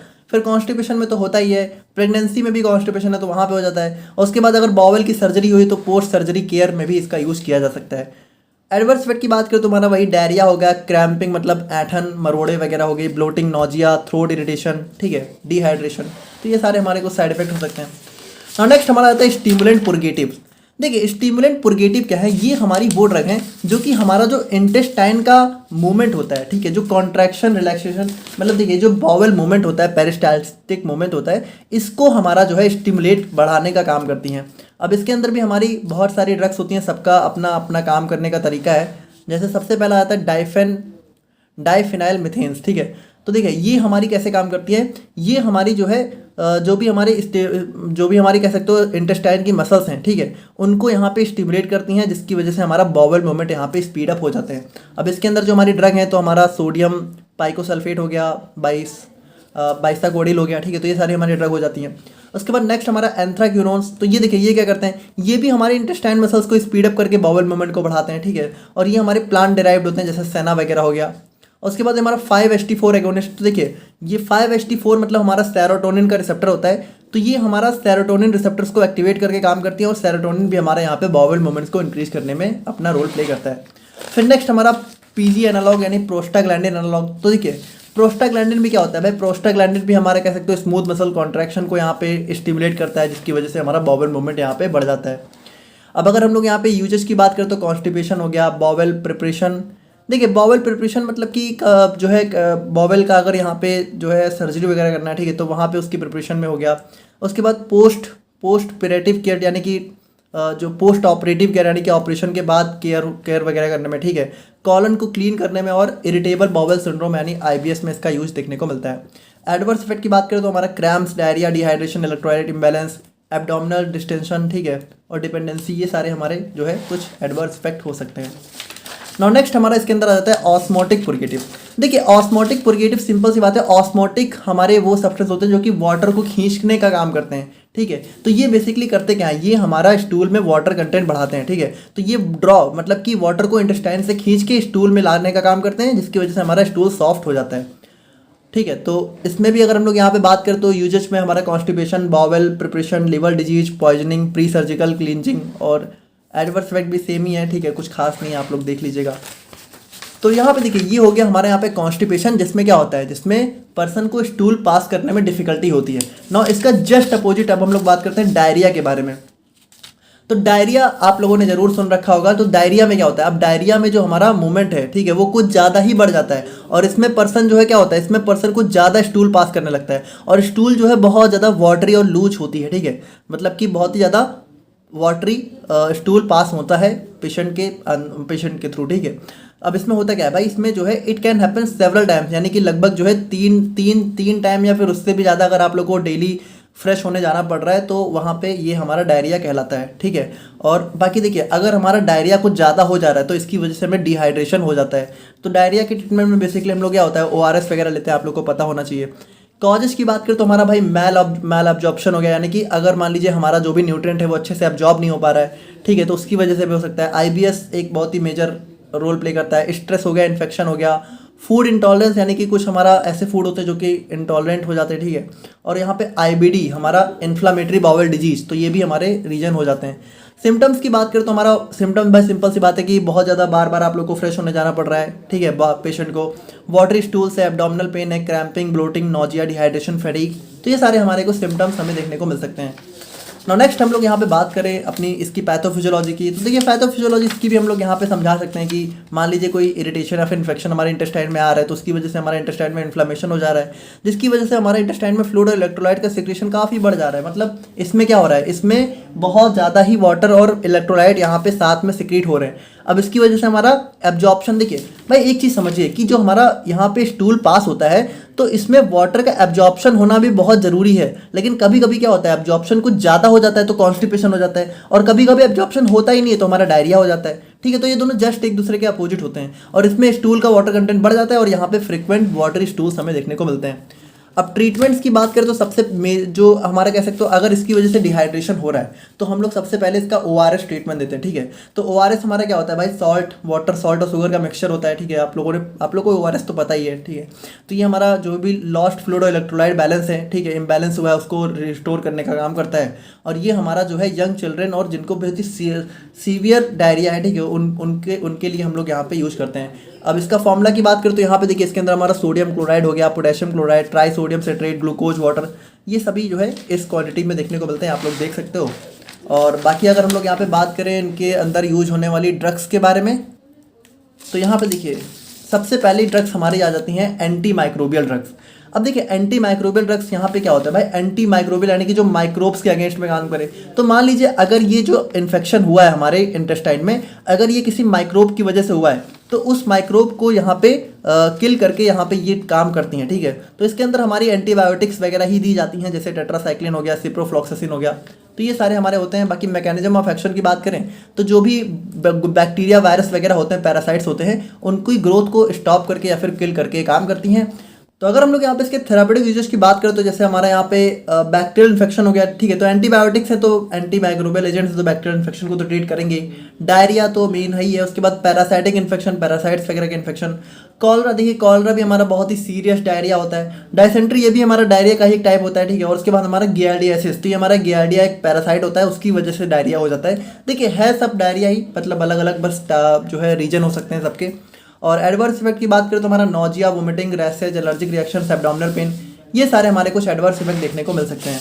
तो बात करें हम लोग यहाँ पे एंटी मोटिलिटी ड्रग्स के बारे में, तो यहाँ पे देखिए जैसा इसका नाम है एंटी मोटिलिटी, यानी मोटिलिटी मतलब होता है मोशन और एंटी मतलब कि मोशन के अगेंस्ट जाके, ठीक है।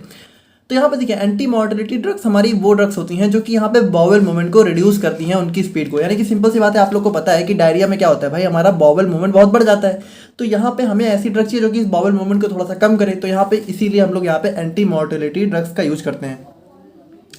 अब देखिए ये हमारा जो इंटेस्टाइनल मसल्स हैं, ठीक है, उनके ऊपर हमारे ओपॉइड रिसेप्टर्स प्रेजेंट होते हैं, तो ये उन पे जाके जो है अपना एक्शन शो करती है, ठीक है। और यहाँ पे हमारा क्या होता है कि वाटर का एब्जॉर्प्शन बढ़ा देती है। भाई देखिए डायरिया में क्या हो रहा था, वाटर का एब्जॉर्प्शन हो ही नहीं रहा था, तो ये वाटर का एब्जॉर्प्शन हमारा इंटेस्टाइन के थ्रू स्टूल से बढ़ा देती है, जिसकी वजह से स्टूल थोड़ा सा यहाँ पे जो है वाटर का कंटेंट थोड़ा सा स्टूल से कम हो जाता है, ठीक है। और यहाँ पे डायरिया के सिम्टम्स में रिलीफ मिलती है।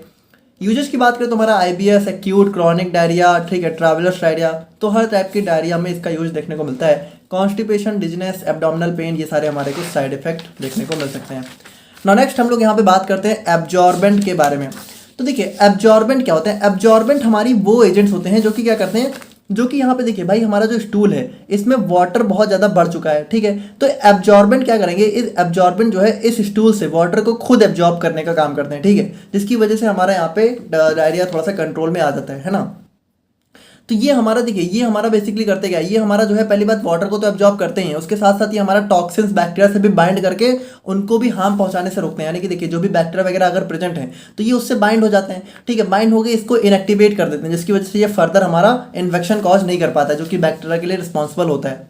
बाकी देखिए एग्जाम्पल की बात करें तो हमारा इसबगोल हो गया, कॉलिन हो गया, मिथाइल सेलुलोज, तो ये सारे हमारे कुछ एग्जाम्पल्स देखने को मिल जाते हैं। फिर नेक्स्ट हमारा आता है एंटी सिक्रीटरी एजेंट।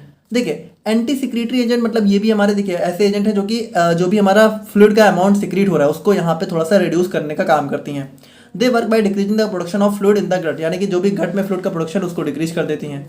प्रोबायोटिक्स की बात करें तो देखिए प्रोबायोटिक्स हमारे गुड बैक्टीरिया होते हैं, ठीक है, प्रोबायोटिक्स आप लोगों ने सुना होगा कि हमारी गट में गुड बैक्टीरिया होते हैं, तो ये प्रोबायोटिक्स क्या होते हैं, ये हमारे गुड बैक्टीरिया को इंक्रीज करने का काम करते हैं। जैसे एग्जाम्पल में हमारा जो है लैक्टोबैसिलस दही वगैरह हो गया, ठीक है, उसके अंदर जो भी बैक्टीरिया वगैरह होते हैं। फिर ड्रग्स फॉर IBS, तो यहाँ पे देखिए भाई IBS की वजह से अगर डायरिया हो रहा है तो उसके लिए हम लोग यहाँ पे IBS के लिए कुछ ड्रग्स का यूज कर सकते हैं। तो ये सारे हमारे ड्रग्स हो जाते हैं जो कि हम लोग यहाँ पे कह सकते हो डायरिया और कॉन्स्टिपेशन के ट्रीटमेंट में यूज करते हैं। आई होप कि आप लोग समझ गए होंगे। बाकी अब हम लोग यहाँ पे बात करते हैं अपने एपेटाइट स्टिमुलेंट एंड सप्रेशन के बारे में। देखिए एपेटाइट का मतलब होता है भूख लगना, तो ये हमारी वो ड्रग्स होती हैं जो कि हमारा एपेटाइट को या तो स्टिमुलेट या तो सप्रेस करती हैं। तो सबसे पहले एपेटाइट स्टिमुलेंट की बात करते हैं जो कि हमारी भूख को बढ़ाने का काम करती हैं। तो यहाँ पे देखिए भाई ये हमारी वो ड्रग्स होती हैं जो कि पर्सन्स के डिजायर टू ईट, यानी कि देखिए कभी कभी क्या होता है कुछ लोगों को बिल्कुल मतलब वेट गेन नहीं हो रहा होता है और भूख लगती ही नहीं है, तो उस टाइम हम लोग यहाँ पे इन ड्रग्स का यूज कर सकते हैं जो कि भूख को बढ़ाने का काम करती हैं। अब अगर बात करें कि भाई देखिए इसका यूज हम लोग कब करेंगे, जब यहाँ पे किसी को भूख नहीं लग रही होगी। तो भूख ना लगने का रीजन क्या हो सकता है, माल न्यूट्रिशन एंड न्यूट्रिशन की कमी हो सकता है, काफ़ी लंबे टाइम से इलनेस है किसी को, HIV, एड्स, ठीक है, डिप्रेशन हो गया, और इसके अलावा देखिए अगर हम लोग बात करें तो हमारा एनोरेक्सिया हो गया, ठीक है। तो इन सब में हम लोग यहाँ पे जो है इन सभी कंडीशन में क्या होता है कि हमारा जो है कह सकते हो जो है भूख लगना थोड़ा सा कम हो जाती है। बाकी देखिए एनोरेक्सिया की अगर हम लोग यहाँ पे बात करें तो एनोरेक्सिया में क्या होता है कि ये टाइप का कह सकते हो ऐसा डिसऑर्डर होता है, ठीक है, ऐसी बीमारी होती है जो कि मोस्टली जो है यंग वुमेन्स को अफेक्ट करती है, जिनमें उनको लगता है कि वो यहाँ पे अगर कुछ भी खाएंगी तो उनको यहाँ पे फैट हो जाएगा, मतलब वो मोटी हो जाएंगी, इसकी वजह से वो खाना ही बंद कर देती हैं, ठीक है। तो यहाँ पे ये सारे हमारे डिसऑर्डर्स हो सकते हैं। बाकी सिम्टम्स की बात करें तो हमारा वेट गेन हो गया, ठीक है, अगर मान लीजिए सिम्टम्स की बात करें कि भूख क्यों नहीं लग रही है, ठीक है, तो उसके भी सिम्टम्स हो सकते हैं, जैसे फटीग हो गया, ठीक है, नोजिया, डिजनेस, तो ये सारे हमारे कुछ सिम्टम्स हो सकते हैं जिसमें हम लोग यहाँ पे एपेटाइट स्टिमुलेंट्स का यूज कर सकते हैं। अब ट्रीटमेंट्स की बात करें तो इसमें देखिए इसमें हम लोग क्या करते हैं, ये एपेटाइट स्टिमुलेंट्स हमारे यहाँ पे कह सकते हो कुछ हमारे हार्मोन्स लेवल्स को अल्टर करके, या फिर देखिए भाई जो भी भूख लगने वाले जो भी हंगर के सिग्नल्स होते हैं वो ब्रेन में प्रेजेंट होते हैं, तो ब्रेन के उन सिग्नल्स को यहाँ पे एक्टिवेट करके काम कर सकते हैं। तो इसके अंदर सबसे पहला ड्रग आ जाता है मैजिस्ट्रोल एसीटेट। अब देखिए ये एक टाइप का सिंथेटिक हार्मोन होता है जो कि हमारा एपेटाइट स्टिमुलेंट को बढ़ाने का काम करता है, और ये हमारा लिक्विड और टैबलेट फॉर्म में अवेलेबल होता है, ठीक है। और ये देखिए ये करता क्या है, सिंपली जो हमारा ब्रेन के अंदर हाइपोथैलेमस होता है उसके अंदर हमारा एपेटाइट सेंटर्स होते हैं, ठीक है, तो उनको यहाँ पे स्टिमुलेट करता है, जिसकी वजह से हमारी भूख बढ़ जाती है। अब साइड इफेक्ट की बात करें तो भाई देखिए जब भी भूख बढ़ेगी तो ज़्यादा खाएंगे तो वेट गेन हो सकता है, एडिमा हमारा फ्लूइड रिटेंशन हो सकता है, नोजिया, फटीग, मूड स्विंग्स, ये सारे हमारे साइड इफेक्ट हो सकते हैं। और यूजेज की बात करें तो anorexia, malnutrition, cancer treatment, HIV, AIDS, इन सब में हम लोग यहाँ पे भूख बढ़ाने के लिए यूज़ कर सकते हैं। नाउ नेक्स्ट हमारा आता है सिप्रोहेप्टाडीन, ठीक है। तो सिप्रोहेप्टाडीन भी हमारा, सिप्रोहेप्टाडीन क्या होता है, हमारे टाइप का एंटी हिस्टामिनिक एजेंट होता है, ठीक है। तो इसका यूज भी हम लोग देखिए वैसे तो ये एक एंटी हिस्टामिनिक एजेंट है, लेकिन इसका यूज हम लोग यहाँ पे एपेटाइट स्टिमुलेंट में भी कर सकते हैं, क्योंकि देखिए ये हमारा सेरोटोनिन रिसेप्टर को ब्लॉक करता है। अब सेरोटोनिन रिसेप्टर क्या करता है, ये हमें जो है एक रिलैक्सेशन की फीलिंग देता है, जहाँ पे हमें लगता है कि हमें भूख नहीं लग रही है, तो ये उसको ब्लॉक कर देता है, जिसकी वजह से हमारी अर्ज ऑफ हंगर बढ़ जाती है। अब साइड इफेक्ट की बात करें तो यहाँ पे ड्राउजीनेस हो गया, ठीक है, थोड़ा सा सुस्ती हो गई, भाई ज़्यादा खाना खाएंगे तो सुस्ती रहती है, ठीक है, ड्राई माउथ, डिजनेस, ठीक है, चक्कर आना और कॉन्स्टिपेशन, ब्लड विजन, ये सारे हमारे साइड इफेक्ट हो सकते हैं। यूजेस की बात करें तो हमारा देखिए भाई चूंकि ये हमारा सिप्रोहेप्टाडीन क्या है, एक टाइप का एंटी हिस्टामिनिक एजेंट है, और हिस्टामिन क्या होते हैं, एलर्जी भी कॉज करते हैं, तो ये एलर्जी रिलीफ में भी यूज़ किया जाता है, ठीक है। माइग्रेन, इचिंग हो गया, एपेटाइट स्टिमुलेशन, एनोरेक्सिया, इन सब में यहाँ पे इसका यूज़ देखने को मिल सकता है। अब बात करें नेक्स्ट, तो यहाँ पे देखिए अल्कोहल भी हमारा भूख बढ़ाने में एक मेजर रोल प्ले करती है, ठीक है। तो अल्कोहल भी हमारा यहाँ पे जो है फूड इंटेक या फिर हंगर को इंक्रीज करने में हेल्प करती है। बाकी देखिए अल्कोहल सिंपल सी बात है, एडिक्टेड हो सकती है, तो इसका ज़्यादा यूज़ नहीं करना है। फिर हमारा ड्रोनाबिनॉल हो गया, ठीक है। तो देखिए ये हमारे ब्रेन में होते हैं, हमारे यहाँ पे कैनाबिनॉइड रिसेप्टर्स, ठीक है, CB1 रिसेप्टर्स। तो देखिए हमारे यहाँ पे ड्रोनाबिनॉल क्या होते हैं, जैसे कि हमारी ब्रेन में होते हैं कुछ कैनाबिनॉइड्स, ठीक है, जो कि हमारा कह सकते हो भूख वगैरह को बढ़ाने का काम करते हैं। तो ये जो है कैनाबिनॉइड के एक्शन को कॉपी करते हैं, ठीक है। तो कैनाबिनॉइड क्या होता है, ये हमारा कह सकते हो एक ऐसा हार्मोन होता है जो कि भूख बढ़ाने का काम करता है अपने CB1 रिसेप्टर से बाइंड होके। तो ये उसी का कॉपी करके, उसी का जैसा काम करके हमारी भूख को बढ़ाने का काम करते हैं, ठीक है। It mimics the effect of naturally occurring cannabinoids like THC, ठीक है। तो THC यानी कि हमारा जो है टेट्राहाइड्रोकैनाबिनॉल एक टाइप का नेचुरली अकरिंग कैनाबिनॉइड होता है। तो ये उसी के एक्शन को कॉपी करके हमारे यहाँ पे एपेटाइट को स्टिमुलेट करते हैं, ठीक है। और अगर हम लोग यहाँ पे बात करें डेक्सोमेथासोन के बारे में, तो डेक्सोमेथासोन भी देखिए हमारा एक टाइप का स्टेरॉयडल ड्रग होता है, कॉर्टिकोस्टेरॉइड, ठीक है, जो कि हमारा एपेटाइट को बढ़ाने का काम करता है, ठीक है, हमारे हाइपोथैलेमस पे अपना एक्शन शो करके। बाकी देखिए ये हमारा जो है चूंकि एक टाइप का कॉर्टिकोस्टेरॉइड है, ठीक है, तो स्टेरॉइड्स आप लोग को पता होना चाहिए कि इसका यूज़ हम लोग यहाँ पे इम्यूनो सप्रेशन की तरह भी करते हैं, ठीक है। ये हमारा इन्फ्लेमेशन वगैरह भी रिड्यूस करता है। तो यहाँ पे देखिए इसका साइड इफेक्ट यहाँ पे इम्यूनो सप्रेशन जो है इसका एक मेजर साइड इफेक्ट हमें देखने को मिल सकता है ना। देखिए अभी हम लोगों ने देखा एपेटाइट स्टिमुलेंट, अब हम लोग बात करते हैं एपेटाइट सप्रेशन के बारे में। तो देखिए एपेटाइट सप्रेशन यानी कि देखिए कभी कभी क्या होता है कि हम लोग यहाँ पे कुछ ज़्यादा ही खाना खाने लगते हैं, कुछ ज़्यादा भूख लग रही होती है, तो वैसे एपेटाइट सप्रेशन का यूज़ बहुत ही कम ही होता है, लेकिन यहाँ पे कभी कभी इसका यूज़ भी हमें जो है करना पड़ जाता है अगर हमें कुछ ज़्यादा ही खाना, जैसे कुछ लोगों को मतलब फैट लॉस वगैरह में इसका यूज़ कुछ लोग कर सकते हैं, ठीक है, करते हैं।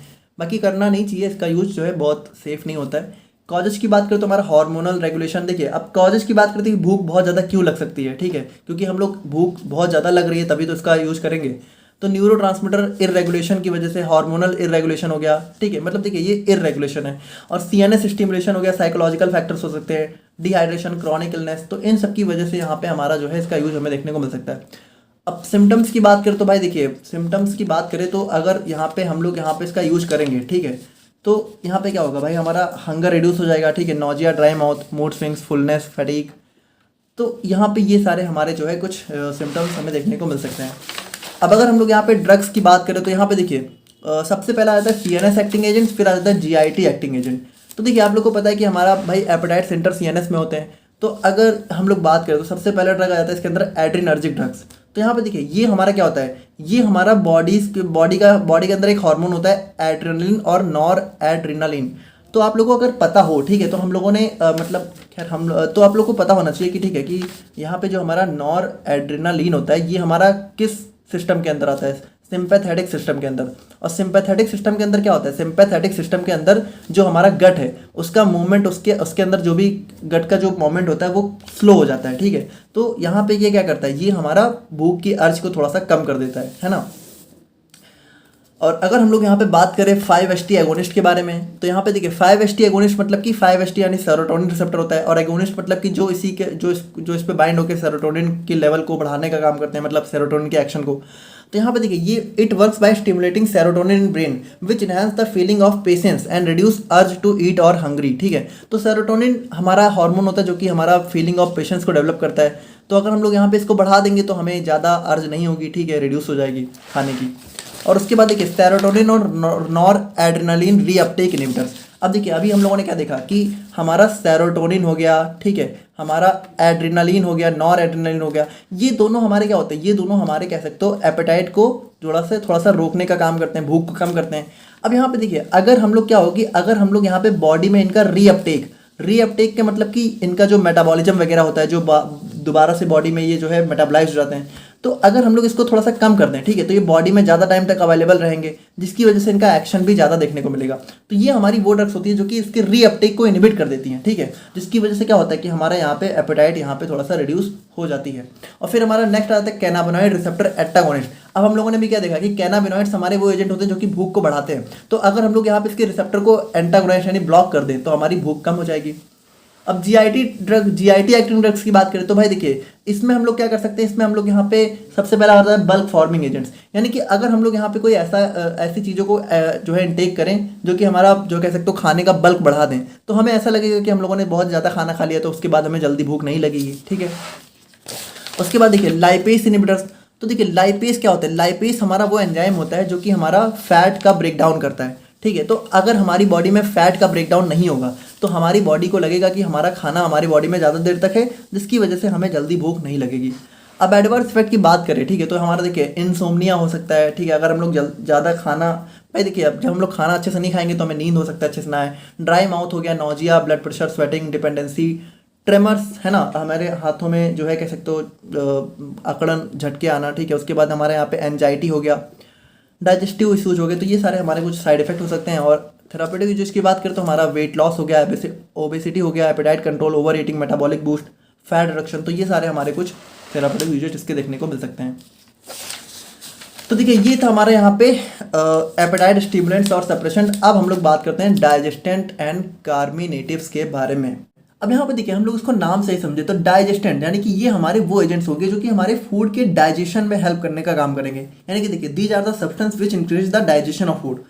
बाकी देखिए ये हमारे वो सब्सटेंस होते हैं जिनके अंदर हम लोग बात करें ना तो हमारा HCl देखने को मिलता है, फिर बाइल सॉल्ट जो कि हमारा डाइजेशन, भाई देखिए हमारा जो फूड है उसके डाइजेशन में हमारा कौन HCl बहुत ही मेजर रोल प्ले करता है। उसके बाद हमारा बाइल होता है, ठीक है, तो बाइल जूस भी हमारा यहाँ पे बहुत ही मेजर रोल प्ले करता है। तो यहाँ पे देखिए ये जो हमारा डाइजेस्टेंट होते हैं इनके अंदर हमारा यही सारे कंपोनेंट्स देखने को मिलते हैं, ठीक है। बाकी देखिए अगर हम लोग यहाँ पे बात करें, they mainly contain fluids as main components like amylase, pepsin, trypsin etcetera in digestion system. बाकी देखिए अगर हम लोग यहाँ पे बात करें ना तो इसके अंदर आप लोग को बहुत सारे एंजाइम्स जैसे अमाइलेज, पेप्सिन, ट्रिप्सिन, ये सारे भी चीज़ें देखने को मिलती हैं। अब यहाँ पे देखिए कॉजेस की बात करें कि डाइजेशन हमारा, अगर हम लोग यहाँ पे डाइजेस्टेंट को ले रहे हैं तो इसको लेने की जरूरत क्यों है, आखिर हमें क्या प्रॉब्लम ऐसी हो सकती है। तो यहाँ पे देखिए भाई कॉजेस की बात करें तो मान लीजिए अगर आप लोगों ने बहुत ज़्यादा स्पाइसी फूड कंज्यूम कर लिया, बहुत ज़्यादा फैटी फूड है, अल्कोहल, स्ट्रेस, ठीक है, ये सब चीज़ें हमारा बहुत ही डाइजेशन को हमारे स्लो कर देती हैं, फिर ख़राब कर देती हैं। ओवर ईटिंग हो गया, GERD हो गया, ठीक है, प्रेगनेंसी हो गया, एंजाइटी हो गया, ये सारी चीज़ें भी हमारे डाइजेशन को काफ़ी स्लो कर देती हैं, ठीक है। अगर एक्सरसाइज नहीं करो, मेडिकेशंस, कुछ ऐसी मेडिकेशंस भी होती हैं जो कि डाइजेशन को स्लो कर देती हैं। स्मोकिंग हो गया, एच पाइलोरी इन्फेक्शन हो गया, ये सभी चीज़ें हमारे डाइजेशन को अफेक्ट करने का काम करती हैं। बाकी अगर हम लोग यहाँ पे सिम्टम्स की बात करें कि अगर मान लीजिए हमारा डाइजेशन कमजोर हो चुका है तो उसके क्या क्या सिम्टम्स हो सकते हैं, तो देखिए हमारा एसिड रिफ्लक्स हो सकता है, ठीक है, और उसके बाद हमारा वोमिटिंग हो गया, फुलनेस मतलब कि हमें हमेशा पेट भरा भरा सा फील होगा, ब्लोटिंग है ना, ब्लोटिंग फील हो सकती है, उसके बाद हार्ट बर्न, हमारे सीने में जलन हो सकती है, गैस बनी हो सकती है हमारे पेट में हमेशा, उसके बाद स्टमक पेन हो गया, डिस्कम्फर्ट हो गया, तो ये सारे हमारे कुछ सिम्टम्स हो सकते हैं। और ट्रीटमेंट की बात करें तो यहाँ पे देखिए हमारे डाइजेस्टेंट्स में हमें क्या क्या चीज़ें देखने को मिलती हैं। तो देखिए डाइजेस्टेंट की बात करें ना तो इसमें हम लोग यहाँ पे बेसिकली जो है डिफरेंट एंजाइम्स का कॉम्बिनेशन यूज करते हैं, जैसे कि हमारे कुछ प्रोटियोलाइटिक जो कि प्रोटीन को तो ब्रेक करने का काम करते हैं, ठीक है, लिपोलाइटिक जो कि फैट को ब्रेक करते हैं, अमाइलोलाइटिक एंजाइम, ठीक है। तो ये सारे हमारे देखिए अगर हम लोग बात करें तो प्रोटियोलाइटिक का मतलब क्या है, देखिए प्रोटियोलाइटिक है, अच्छा देखिए भाई डाइजेशन का मतलब क्या होता है, डाइजेशन का मतलब है सिंपल सी बात है कि हमारे फूड का ब्रेकडाउन, ठीक है, हमारे फूड का ब्रेकडाउन, ताकि हमें क्या होता है कि हमें यहाँ पे न्यूट्रिएंट्स मिल सकें, जो भी हमारे जरूरी न्यूट्रिएंट्स हैं वो हमें कब मिलते हैं, जब हमारे फूड का होता है ब्रेकडाउन।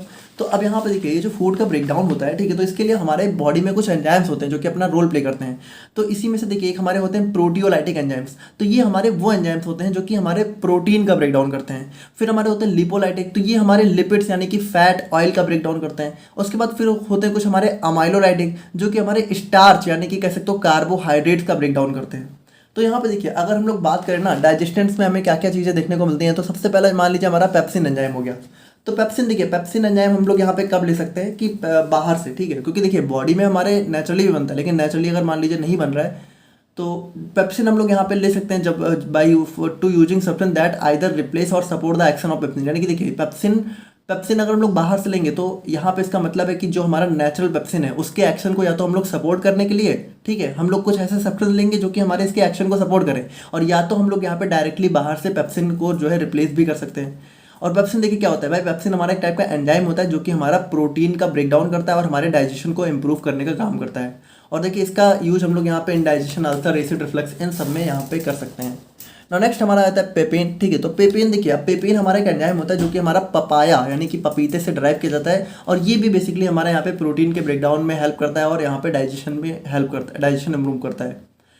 अब अगर हम लोग यहाँ पे बात करते हैं, यहाँ पे देखिए इसको हम लोग यहाँ पे एक सप्लीमेंट की तरह ले सकते हैं, ठीक है, जो कि हमारे डाइजेशन को इंप्रूव करता है, ब्लोटिंग से हमें राहत देता है, उसके बाद यहाँ पे इंडाइजेशन वगैरह को ट्रीट करने का काम करता है। और बाकी देखिए ये भी हमारे प्रोटीन को ब्रेक डाउन करते हैं, ठीक है, ताकि जिसकी वजह से हमारी बॉडी में न्यूट्रिएंट्स का एब्जॉर्प्शन अच्छे से हो पाता है। नेक्स्ट हम लोग यहाँ पे बात करें तो हमारा आता है पैनक्रियाटिन। ठीक है, तो देखिए पैनक्रियाटिन हमारा एक मिक्सचर ऑफ एंजाइम होता है जिसके अंदर हमारा एमाइलेज, लाइपेज, प्रोटीएज, तो ये सारे हमारे मिक्सचर ऑफ एंजाइम्स देखने को मिलते हैं। और देखिए अगर हम लोग नेचुरली बात करें ना तो नेचुरली पैनक्रियाटिक हमारा पैनक्रिया से ड्राइव होता है। ठीक है, जो कि हमारे कार्बोहाइड्रेट, फैट, प्रोटीन सबका ब्रेक डाउन करने में हेल्प करता है। बाकी देखिए अगर हम लोग इसको बाहर से लेंगे तो इसको हम लोग यहाँ पे डाइजेस्टिव डिसऑर्डर जैसे कि पैनक्रियाटाइटिस, यानी कि मान लीजिए पैनक्रियास जो है, देखिए नेचुरली भी पैनक्रियास हमारा पैनक्रियाटिन रिलीज करता है, लेकिन अगर मान लीजिए पैनक्रियास में कोई इन्फेक्शन हो गया है, इन्फ्लामेशन हो गया है, तो पैनक्रियाटाइटिस हो जाता है, जिसकी वजह से हमारा यहाँ पे हमें बाहर से पैनक्रियाटिन लेने की जरूरत पड़ सकती है। उसके बाद देखिए सिस्टिक फाइब्रोसिस, अगर हमारे जो है सिस्टिक फाइब्रोसिस मतलब कि हमारा जो है कह सकते हो हमारा जो जीआईटी है, ठीक है, वहाँ पे अगर हमारे यहाँ पे थोड़ा सा इन्फ्लामेशन वगैरह हो रखा है तो वहाँ पे भी हमारा प्रॉब्लम हो सकती है। उसके बाद देखिए इनसफिशिएंट पैनक्रियाटिक एंजाइम प्रोडक्शन, तो पैनक्रियाटिक एंजाइम का अगर अच्छे से प्रोडक्शन नहीं हो पा रहा है, ठीक है, मतलब मान लीजिए पैनक्रियास में कोई इन्फ्लामेशन नहीं है लेकिन फिर भी एंजाइम अच्छे से नहीं प्रोड्यूस हो पा रहा है। और उसके बाद यहाँ पे अगर हमें न्यूट्रिएंट्स का एब्जॉर्प्शन इंप्रूव करना है, ठीक है, और ब्लोटिंग और इंडाइजेशन को सिम्टम्स को रिलीव करना है, तो इन सभी केस में हम लोग यहाँ पे पैनक्रियाटिन को बाहर से ले सकते हैं। नाउ नेक्स्ट हमारा एंजाइम आता है लैक्टेस। अब लैक्टेस देखिए, लैक्टेस हमारा वो एंजाइम होता है जो कि हमारे लैक्टोज का ब्रेक डाउन करता है। और लैक्टोज क्या होती है? लैक्टोज हमारी वो शुगर होती है जो कि डेयरी प्रोडक्ट यानी कि दूध में जो शुगर होती है। ठीक है, तो आप लोगों ने बहुत आई थिंक जरूर ही सुन रखा होगा लैक्टोज इंटॉलरेंट। ठीक है, कुछ लोग लैक्टोज इंटॉलरेंट हो जाते हैं जो कि क्या होता है कि अच्छे से दूध को नहीं पचा पाते हैं, क्योंकि उनके अंदर प्रॉब्लम क्या होती है कि दूध के अंदर जो शुगर होती है लैक्टोज वो उसका ब्रेक डाउन नहीं कर पाते हैं। तो उस केस में हम लोग यहाँ पे कभी कभी उनको लैक्टेस दे सकते हैं जो कि यहाँ पे इसके ब्रेक डाउन में हेल्प करता है। तो जिन लोगों के अंदर ये लैक्टेस एंजाइम होता है अच्छे से, वो दूध को इजीली डाइजेस्ट कर पाते हैं, जिनके अंदर नहीं होता है उनको प्रॉब्लम होती है। बाकी देखिए it is commonly used by people who are lactose intolerant as it help prevent digestive discomfort like bloating, gas, diarrhoea by aiding in the digestion of lactose. ठीक है, तो सिंपल सी बात है। वैसे देखिए अगर मान लीजिए लैक्टोज इंटॉलरेंट है तो अगर वो दूध से बनी हुई चीज़ें नहीं खाएंगे तो उनको प्रॉब्लम नहीं होगी। उसके बाद देखिए फिर हमारे हो जाते हैं डायस्टेस और टैकाडायस्टेस। ठीक है, तो देखिए ये हमारे अमाइलोलाइटिक एंजाइम होते हैं जो कि हमारा यहाँ पे एक फंगस होता है एस्पेरिगलस और ओराइजी। ठीक है, तो ये हमारा एक टाइप का फंगस होता है जिससे हमारा एंजाइम ड्राइव होता है। और ये भी हमारा बेसिकली यहाँ पे जो भी डाइजेस्टिंग कार्ब्स होते हैं यानी कि जो हमारा कार्बोहाइड्रेट होता है उसके ब्रेक डाउन में हमारा ये हेल्प करता है। अब अगर हम लोग यहाँ पे यूज की बात करें तो भाई देखिए यूज हम लोग यहाँ पे इसका indigestion, bloating, gas, heartburn, stomach discomfort, इन सब में हम लोग यहाँ पे इसका यूज कर सकते हैं। सिंपल सी बात है ना। बात करें हम लोग यहाँ पे कार्मिनेटिव्स के बारे में, तो देखिए कार्मिनेटिव्स भी कह सकते हो डाइजेस्टेंट की तरह ही होते हैं। बाकी देखिए इनका यूज हम लोग स्पेसिफिकली जो है गैस को, जैसे जिनके अंदर बहुत ज़्यादा गैस बन रही होती है, ब्लोटिंग होता है, स्टमक में डिस्कम्फर्ट होता है, ठीक है, तो वहाँ पे हम लोग यहाँ पे बेसिकली हम लोग बात करें ना तो जिनको गैस की बहुत ज़्यादा प्रॉब्लम होती है उनके केस में हम लोग यहाँ पे कार्मिनेटिव्स का यूज करते हैं जो कि हमारे गैस को हमारी बॉडी से बाहर निकालने का काम करता है, बर्पिंग या फिर जो है हमारा फार्टिंग के थ्रू। ठीक है, बाकी देखिए अगर हम लोग यहाँ पे बात करें तो they often came from herbs और स्पाइसेस लाइक पिपरमिंट और जिंजर। तो देखिए जनरली ना कार्मिनेटिव से हम लोग यहाँ पे नेचुरली जो भी हमारे हर्ब्स होते हैं, पिपरमिंट हो गया, जिंजर हो गया, एजवाइन हो गया, ठीक है, तो इन्हीं सब का यूज करते हैं। और बाकी देखिए they can also help Sood the stomach and reducing cramp, यानी कि देखिए स्टमक को थोड़ा सा सूद मतलब कि थोड़ा सा रिलैक्स करके, ठीक है, एक सूदिंग इफेक्ट देते हैं। और हमारा क्रैम्पिंग यानी कि जो ऐंठन वगैरह होती है उसको भी रिड्यूस करने का काम करते हैं। और बाकी देखिए हमारे नेचुरली सब्सटेंस होते हैं जो कि हमारे हर्ब्स और स्पाइसेस से ड्राइव होते हैं। अब अगर हम लोग यहाँ पे ट्रीटमेंट की बात करें तो ट्रीटमेंट में देखिए हम लोग यहाँ पे जो भी हमारे हर्बल कार्मिनेटिव्स होते हैं जैसे कि हमारा पेपरमिंट, फेनल, जिंजर, जीरा वगैरह, देखिए आप लोग के घर में भी अगर कभी कोई कभी आप लोगों के घर में ऐसा हुआ हो कि ठीक है कि किसी को गैस वगैरह बन जाती है तो जनरली यहाँ पे क्या होता है कि जीरा, सौंफ, अजवाइन, इन्हीं सबको जो है कह सकते हो बॉयल करके दे देते हैं पीने के लिए। तो यही हमारे होते हैं नेचुरली, ये हमारे नेचुरल सब्सटेंस होते हैं। और यूजेस की बात करें तो हम लोग यहाँ पे इसका यूज जो है ब्लोटिंग को रिलीव करने में, ठीक है, और फ्लैटुलेंस मतलब कि अगर फार्टिंग बहुत ज़्यादा हो रही है तो वहाँ पे उसको भी रिड्यूस करने में, ठीक है। उसके बाद यहाँ पे सूदिंग स्टमक क्रैम्प्स, ठीक है, तो स्टमक में अगर क्रैम्प्स हो रहे हैं, ऐंठन हो रहे हैं, उसको सूद करने के, डाइजेशन को प्रमोट करने के लिए और हार्टबर्न को रिड्यूस करने के लिए हम लोग यहाँ पे इसका यूज कर सकते हैं।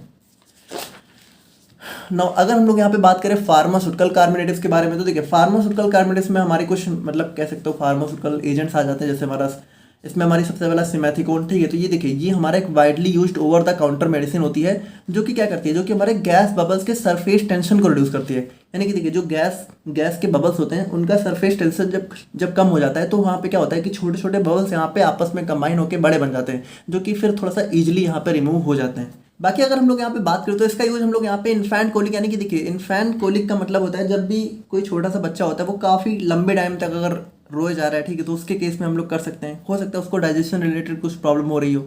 और यहाँ पे पोस्ट ऑपरेटिव ब्लोटिंग, यानी कि अगर ऑपरेशन के बाद में ब्लोटिंग वगैरह हो रही है तो वहाँ पे भी हम लोग इसका यूज कर सकते हैं। ना बात करें एक्टिवेटेड चारकोल के बारे में, तो देखिए एक्टिवेटेड चारकोल भाई क्या होता है, ये हमारी एक्सेस गैस को एब्जॉर्ब कर लेता है, ठीक है, उसके बाद यहाँ पे हमारी बॉडी से बाहर निकाल देता है।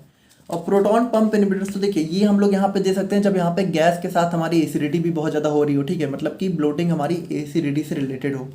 और डाइजेस्टिव एंजाइम्स की बात करें तो ये हमारे एंजाइम्स होते हैं जो कि हमारा कह सकते हो अगर हमारा फूड का ब्रेकडाउन अच्छे से नहीं हो रहा है तो वहाँ पे उसको रिलीव कर सकते हैं। और फिर लाइफस्टाइल मैनेजमेंट में तो हम लोग यहाँ पे देखिए भाई जो भी गैस प्रोड्यूसिंग फूड्स हैं, ठीक है, जैसे कोक वगैरह होती है, जो भी सॉफ्ट ड्रिंक वगैरह हैं, ठीक है, तो उनको यहाँ पे हम लोग थोड़ा सा अवॉइड करें। आर्टिफिशियल स्वीटनर्स को लिमिट करें, हाइड्रेटेड रहें, ठीक है, पानी ज़्यादा से ज़्यादा पिएं, एक्सरसाइज करें और एब्डोमिनल मसाज। तो ये सारे हमारे कुछ लाइफस्टाइल मैनेजमेंट्स हैं जिनको यूज़ करके हम लोग यहाँ पे रिलीफ पा सकते हैं।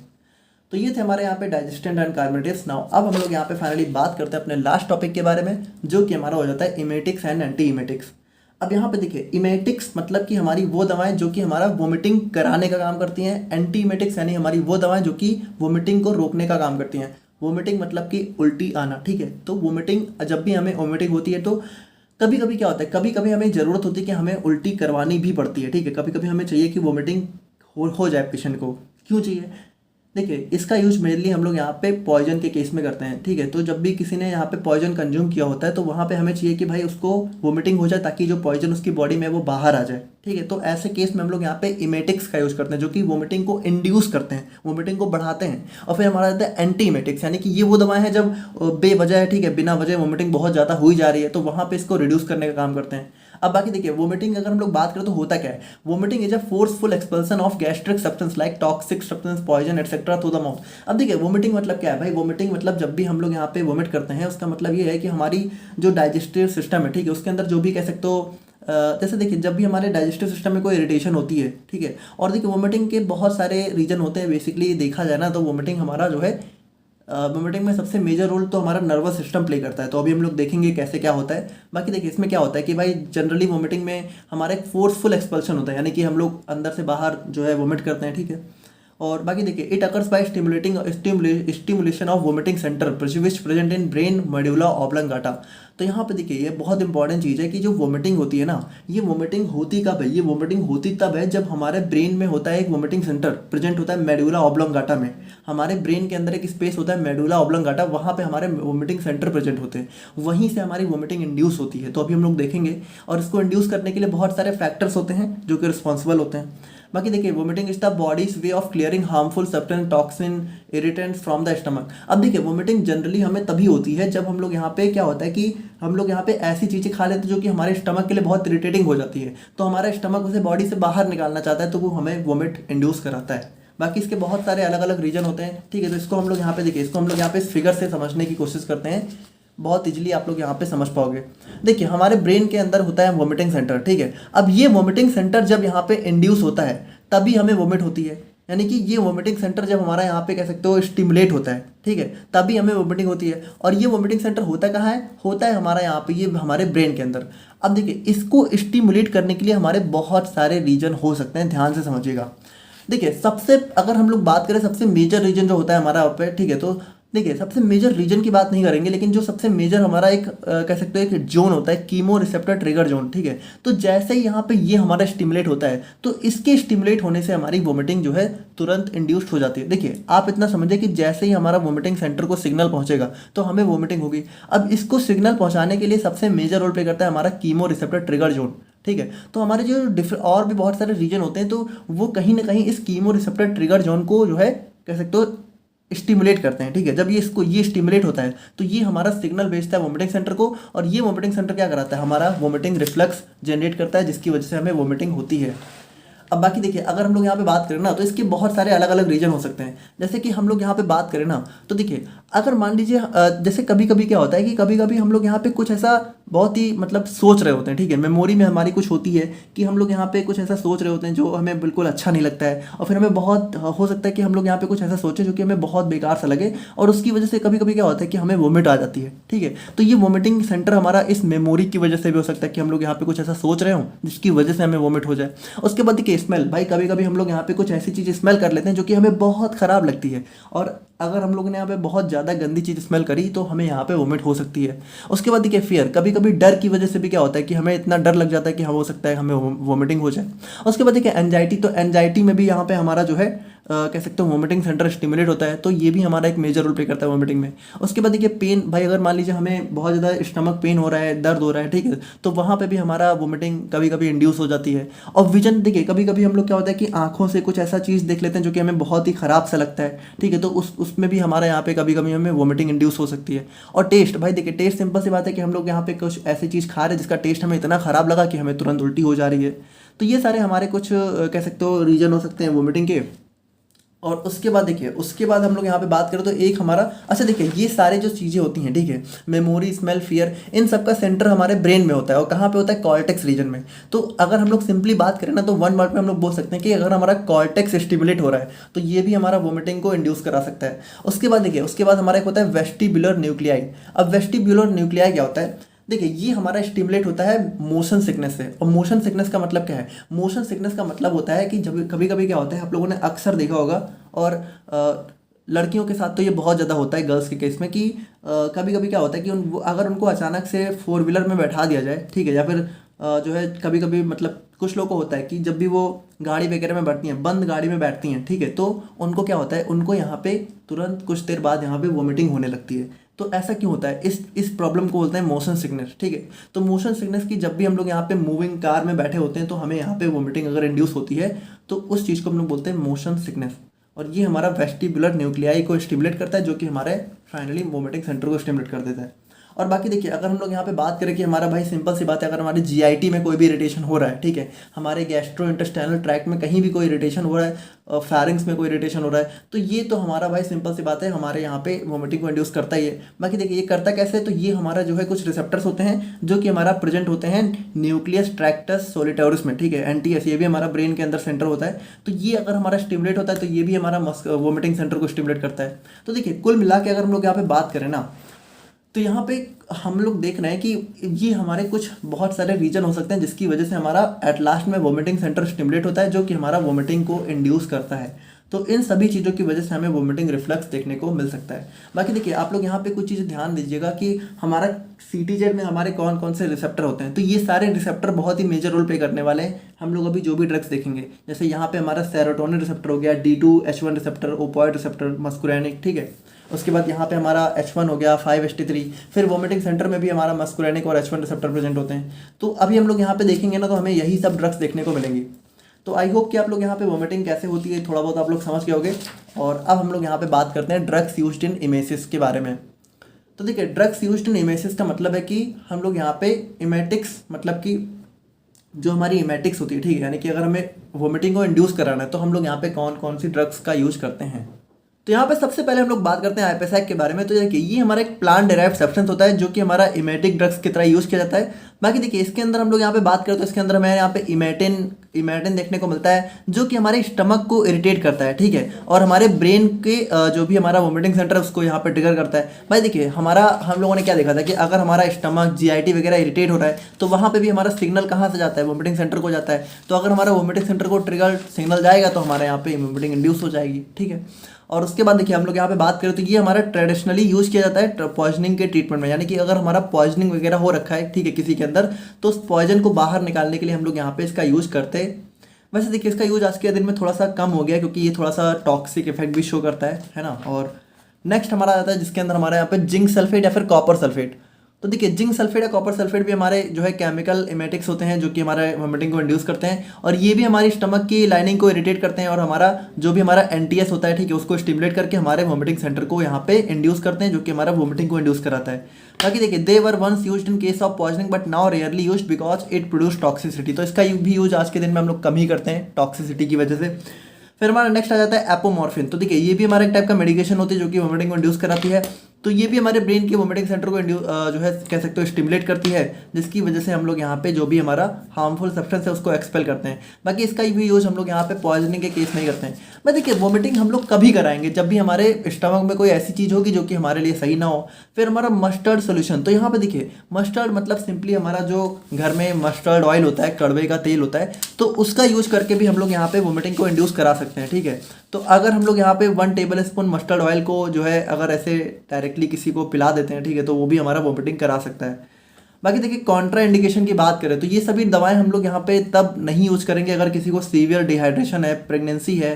ठीक है, बाकी देखिए अगर पॉइजनिंग है तो हम लोग इतना देखते नहीं है, बट फिर भी थोड़ा सा कॉन्ट्रा इंडिकेट किया गया है कि प्रेगनेंसी हो गया, इनडाइजेशन ऑफ कोरोजिव सब्सटेंस हो गया, अनकॉन्शियस सबकॉन्शियस पेशेंट हो गया, ठीक है, कार्डियोवास्कुलर रेस्पिरेटरी सूड पेशेंट हो गए, तो ये सारे अगर हमारा है। ठीक है, इंडाइजेशन ऑफ कोरोजिव सब्सटेंसेज की बात करें तो जैसे कि जो हमारे बहुत ही स्ट्रॉन्ग एसिड या बेस होते हैं, अगर उसका डाइजेशन हमारा नहीं हो पा रहा है, ठीक है, तो उस केस में भी हम लोग यहाँ पे थोड़ा सा इसको कॉन्ट्रा इंडिकेट करते हैं। बाकी देखिए ये था हमारे यहाँ पे इमेटिक्स। अब हम लोग बात करते हैं एंटी इमेटिक्स के बारे में, जो कि हमारा थोड़ा सा जो है ज़्यादा इंपॉर्टेंट हो जाता है एग्जाम पॉइंट ऑफ व्यू से। तो बात करें हम लोग यहाँ पे एंटी इमेटिक्स के बारे में, तो देखिए ये हमारी वो ड्रग्स होती हैं जो कि हमारे वोमिटिंग को रिड्यूस करती हैं। ठीक है, और इसका यूज हम लोग यहाँ पे बहुत ही एक्सेस वोमिटिंग हो रही हो, नोजिया हो, ठीक है, जी मिचलाना, तो इन सब में हम लोग यहाँ पे इसका यूज कर सकते हैं। बाकी देखिए ये हमारे, अब देखिए भाई हम लोगों ने क्या देखा, हम लोगों ने देखा वोमिटिंग को इंड्यूस करने के लिए कौन कौन से हमारे जीआईटी होता है, केमिकल रिसेप्टर्स होते हैं, वोमिटिंग सेंटर होते हैं, तो उन सभी को यहाँ पे ट्रिगर करके ये हमारा काम करती हैं। ठीक है, बाकी देखिए इसका यूज हम लोग कब करते हैं भाई, अगर मान लीजिए किसी को मोशन सिकनेस हो रखी है और बहुत ज़रूरी है उसका किसी गाड़ी के अंदर बैठ के जाना, ठीक है, या फिर उसका, ठीक है, वॉटेवर, तो वहाँ पे हम लोग यहाँ पे इन दवाओं को दे सकते हैं जो कि हमारा मोशन सिकनेस को रिड्यूस करती हैं। ठीक है, बाकी देखिए किसी किसी को हमारे यहाँ पे CTZ यानी chemo receptor trigger zone induced nausea भी हो जाता है, तो वहाँ पे भी हम लोग इन दवाओं का यूज कर सकते हैं। और पोस्ट सर्जिकल म्यूकोसा, ठीक है, तो अगर जो हमारा म्यूकोसल लाइनिंग होती है, ठीक है, अगर हमारी म्यूकस होता है, ठीक है, म्यूकोसल लाइनिंग होती है, अगर वहाँ की सर्जरी हो रखी है तो वहाँ पे भी हम लोग यहाँ पे इन दवाओं का यूज कर सकते हैं। अब अगर हम लोग यहाँ पे कॉजेस की बात करें, ठीक है, तो भाई देखिए कॉजेस मतलब कि इसका यूज हम लोग यहाँ पे एंटीमेटिक्स का यूज हम लोग कब करेंगे, तो देखिए एंटीमेटिक्स का यूज हम लोग यहाँ पे कीमोथेरेपी के टाइम कर सकते हैं, क्योंकि देखिए कीमोथेरेपी में ऐसी ऐसी दवाएं दी जाती हैं जो कि वोमिटिंग कॉज करा सकती हैं, तो वहाँ पे हम लोग यहाँ पे एंटीमेटिक्स दे सकते हैं। सर्जरी हो गया, मोशन सिकनेस हो गया, प्रेगनेंसी, पॉइजनिंग, माइग्रेन्स, इन सभी केस में हम लोग यहाँ पे इसका यूज कर सकते हैं। ठीक है, और उसके बाद अगर हम लोग यहाँ पे बात करें सिम्टम्स के बारे में, तो यहाँ पे देखिए सिम्टम्स मतलब कि हमारे यहाँ पे क्या क्या सिम्टम्स हो सकते हैं, तो जैसे ड्राउजीनेस हो गया, कॉन्स्टिपेशन, ड्राई माउथ, ठीक है, फटीग, डिजीनेस, ब्लड विजन, तो ये सारे हमारे कुछ सिम्टम्स हो सकते हैं जहाँ पे हमें एंटीमेटिक्स का यूज करना पड़ सकता है ना। अगर हम लोग यहाँ पे मेडिकेशंस की बात करें तो यहाँ पे देखिए इसके अंदर हमारे बहुत सारे ड्रग्स आ जाते हैं। ठीक है, जैसा कि आप लोग यहाँ पे देख रहे हो, तो हमारा anticholinergic, D2 blockers, prokinetic drugs, NK1 receptor antagonist, H1 antihistamine, 5-HT3 antagonist, adjuvant, ये सभी हमारे ड्रग्स आ जाते हैं। सभी को एक एक करके हम लोग देखते हैं। सबसे पहला आ जाता है हमारे यहाँ पे एंटीकोलिनर्जिक। देखिए एंटीकोलिनर्जिक हमारी वो ड्रग्स होती हैं जो कि हमारा यहाँ पे कह सकते हो स्टाइल कोलिन के एक्शन को प्रिवेंट करती हैं। ठीक है, तो ये हमारा जो है स्टाइल कोलिन के एक्शन को ब्लॉक करती हैं, जो कि हमारा ब्रेन और गट में GIT में एक टाइप का न्यूरोट्रांसमीटर होता है। बाकी देखिए दे work by reducing the signals that trigger vomiting specially in the conditions like motion sickness और पोस्ट ऑपरेटिव नोजिया। ठीक है, तो पोस्ट अगर ऑपरेशन हुआ है, ठीक है, ऑपरेशन के बाद अगर नोजिया वगैरह हो रहा है, मोशन सिकनेस है, तो वहाँ पे हम लोग यहाँ पे इसका यूज कर सकते हैं। बाकी देखिए भाई एंटीकोलिनर्जिक जो हमारी हमारा स्टाइल कोलिन होता है वो हमारा कहाँ काम करता है, वो हमारा मस्कुरेनिक रिसेप्टर पे काम करता है। और आपको पता है यहाँ पे देखिए मस्कुरेनिक यहाँ भी प्रेजेंट है, यहाँ भी प्रेजेंट है। ठीक है, तो अगर यहाँ पे हम लोग एंटीकोलिनर्जिक ड्रग्स देंगे तो वहाँ पे मस्कुरेनिक रिसेप्टर एक्टिवेट ही नहीं होगा, और जब ये रिसेप्टर ही नहीं एक्टिवेट होगा तो ये हमारे पाथवे भी नहीं एक्टिवेट होंगे। तो इसीलिए हम लोग यहाँ पे एंटीकोलिनर्जिक ड्रग्स का भी यूज कर सकते हैं। फिर हमारा नेक्स्ट आ जाता है न्यूरोलेप्टिक्स यानी कि D2 ब्लॉकर्स यानी कि डोपामाइन रिसेप्टर ब्लॉकर्स। तो यहाँ पे देखिए ये हमारी डोपामाइन रिसेप्टर को ब्लॉक करते हैं, जो कि हमारा वोमिटिंग को प्रिवेंट करता है। अब यहाँ पे देखिए आप लोग यहाँ पे देख सकते हो कि हमारा जो D2 रिसेप्टर है तो ये भी हमारे यहाँ पे प्रेजेंट होता है। तो अगर हम लोग इसको भी ब्लॉक कर देंगे तो भी हमारी वोमिटिंग थोड़ा सा रिड्यूस हो सकती है। ठीक है, by blocking dopamine these drugs reduce signals that trigger vomiting. ठीक है, तो हमारा सिग्नल रिड्यूस हो जाता है। बाकी देखिए इसका भी यूज हम लोग यहाँ पे नोजिया वगैरह के केस में कर सकते हैं। और अगर हम लोग यहाँ पे फार्माकोकाइनेटिक्स की बात करें तो यहाँ पे देखिए ओरली वेल एब्जॉर्ब हो जाते हैं। ठीक है, और वाइडली डिस्ट्रीब्यूट हो जाते हैं, और मेटाबॉलिज्म लिवर के थ्रू हो जाता है, और एक्सक्रीशन इनका यूरिन से हो जाता है। एडवर्स इफेक्ट की बात करें तो हमारा सीडेशन हो गया, हाइपोटेंशन, वेट गेन, ठीक है, और गैलेक्टोरिया, ठीक है। देखिए गैलेक्टोरिया में क्या होता है कि जब भी यहाँ पे मदर प्रेगनेंसी के बाद अपने बेबी को फीड कर रही होती है, ठीक है, तो कभी कभी क्या होता है कि बिना फीडिंग के टाइम भी उनका जो उनकी ब्रेस्ट से, ठीक है, मिल्क कम आउट मतलब आता रहता है, ठीक है, तो वो हमारा उस केस में भी हम लोग यहाँ पे इनका यूज़ कर सकते हैं। और बाकी अगर हम लोग यहाँ पे बात करें इसके यूजेज के बारे में तो नोजिया, वोमिटिंग, साइकोसिस, ठीक है, गैस्ट्राइटिस, गैस्ट्रो इसोफेगल रिफ्लक्स, तो ये सारे हमारे इसके कुछ यूजेस हो जाते हैं। फिर नेक्स्ट हमारा आता है H1 एंटी हिस्टामिन, ठीक है। अब H1 एंटी हिस्टामिन, देखिए एंटी हिस्टामिन मतलब कि हमारे H1 रिसेप्टर को ब्लॉक करेंगे। अब देखिए H1 रिसेप्टर भी हमारे यहाँ पे प्रेजेंट होता है वोमिटिंग के केस में, आप लोग अगर देख पा रहे हो, ठीक है, तो यहाँ पे देखिए ये हमारा H1 रिसेप्टर यहाँ पे भी प्रेजेंट है, यहाँ पे भी है, ठीक है, यहाँ पे भी है, उसके बाद तो इन सभी को भी ब्लॉक करके हमारी ये ड्रग्स जो है काम करती हैं। तो देखिए सिंपल सी बात है भाई, इन सबको ब्लॉक कर देंगे तो हमारा वोमिटिंग सिग्नल नहीं पहुंचेगा और हमारी वोमिटिंग रिड्यूस हो जाएगी। बाकी देखिए फार्माकोकाइनेटिक्स से एडवर्स इफेक्ट है, सिंपली आप लोग देख ही सकते हो, कुछ खास है नहीं, और यूजेज भी वही सेम ही है, ठीक है। और फिर हमारा प्रोकाइनेटिक ड्रग्स। अब प्रोकाइनेटिक ड्रग्स हमारी वो ड्रग्स होती हैं जो कि हमारे स्टमक की मोटिलिटी को इम्प्रूव करती हैं। भाई देखिए हमारा जब स्टमक का जो मोटिलिटी है, स्टमक का जो मोशन है, जब वो इम्प्रूव होता है तो हमारा डाइजेशन अच्छे से हो पाता है। अब देखिए भाई कोई खाना हम लोगों ने खाया तो कभी कभी खाना बहुत ज़्यादा खाना खाने के बाद भी हमें वोमिटिंग हो जाती है, तो वो क्यों होती है? क्योंकि जो खाना हमारे पेट में है वो डाइजेस्ट ही नहीं हो पा रहा है, ठीक है, तो वो हमारी बॉडी से बाहर निकाल दिया जाता है वोमिटिंग के थ्रू। तो अगर हमारा खाना अच्छे से डाइजेस्ट होगा तो भी हमारी वोमिटिंग यहाँ पे रिड्यूस हो जाएगी, ठीक है।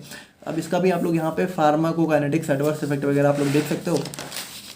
और बाकी अगर हम लोग यहाँ पे बात करें नेक्स्ट अपने 5-HT3 एंटागोनिस्ट के बारे में, तो देखिए 5-HT3 एंटागोनिस्ट यानी कि हमारा ये जो है सेरोटोनिन रिसेप्टर ब्लॉकर होता है। और देखिए ये भी हमारा जो है सेरोटोनिन भी अगर आप लोग यहाँ पे देखो तो यहाँ पे हमारा जो है सेरोटोनिन रिसेप्टर भी हमारे यहाँ पे प्रेजेंट होता है 5-HT3 रिसेप्टर, अगर आप लोग देख पा रहे हो, ठीक है। तो इसको ब्लॉक करके भी हमारे यहाँ पे वोमिटिंग को रिड्यूस की जा सकती है।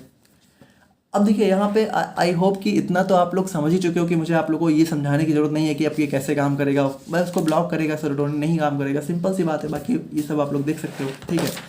और नेक्स्ट हम लोग यहाँ पे बात करते हैं NK1 रिसेप्टर। तो देखिए NK1 रिसेप्टर भी हमारे यहाँ पे प्रेजेंट होता है, तो अगर इसको भी हम लोग यहाँ पे ब्लॉक करके यहाँ पे अपनी वोमिटिंग को रिड्यूस करा सकते हैं, ठीक है। तो यहाँ पे अगर आप लोग देखो तो यहाँ पे हमारा प्रेजेंट होता है NK1 रिसेप्टर, ठीक है। तो इस NK1 रिसेप्टर को ब्लॉक करके भी हमारा यहाँ पे एक्शन शो हो जाता, हमारी ड्रग्स जो है काम करती हैं। और फिर नेक्स्ट हमारे को जाते हैं एडजुवेंट एंटीमेटिक्स। देखिए एडजुवेंट एंटीमेटिक्स हमारी वो ड्रग्स होती हैं जो कि इन इमेटिक्स वाली जो हम लोगों ने अभी तक जो भी ड्रग्स देखी, ठीक है, हमारा H1 एंटागोनिस्ट हो गया और हमारा यहाँ पे जो भी हम लोगों ने ड्रग्स देखी, ठीक है, एंटी कोलिनर्जिक, इन सब के साथ में हम लोग यहाँ पे एडिशन में देते हैं, ठीक है, जो कि हमारे और अच्छे से काम करते हैं। बाकी देखिए they often used in combination to provide better control specially in causes like chemotherapy. यानी कि जब भी हम लोग यहाँ पे कीमोथेरेपी की वजह से अगर यहाँ पे वोमिटिंग वगैरह हो रही है तो उन केस में हम लोग यहाँ पे इसको दे सकते हैं। अब इसमें हमारा कॉर्टिकोस्टेरॉइड्स हो गया, बेंजोडाइजेपिन्स, तो ये सारी हमारी ड्रग आ जाती हैं। तो ये था हमारे यहाँ पे कंप्लीट इमेटिक्स एंड एंटीमेटिक्स। और इसी के साथ हमारे यहाँ पे यूनिट 1 भी कंप्लीट होती है। नोट्स आप लोग को ऐप पर देखने को मिल जाएगी, तो वहाँ पे जाके आप लोग यहाँ पे नोट्स डाउनलोड कर सकते हो। बाकी मिलते हैं हम लोग यहाँ पे यूनिट 2 के साथ, तब तक के लिए थैंक यू सो मच।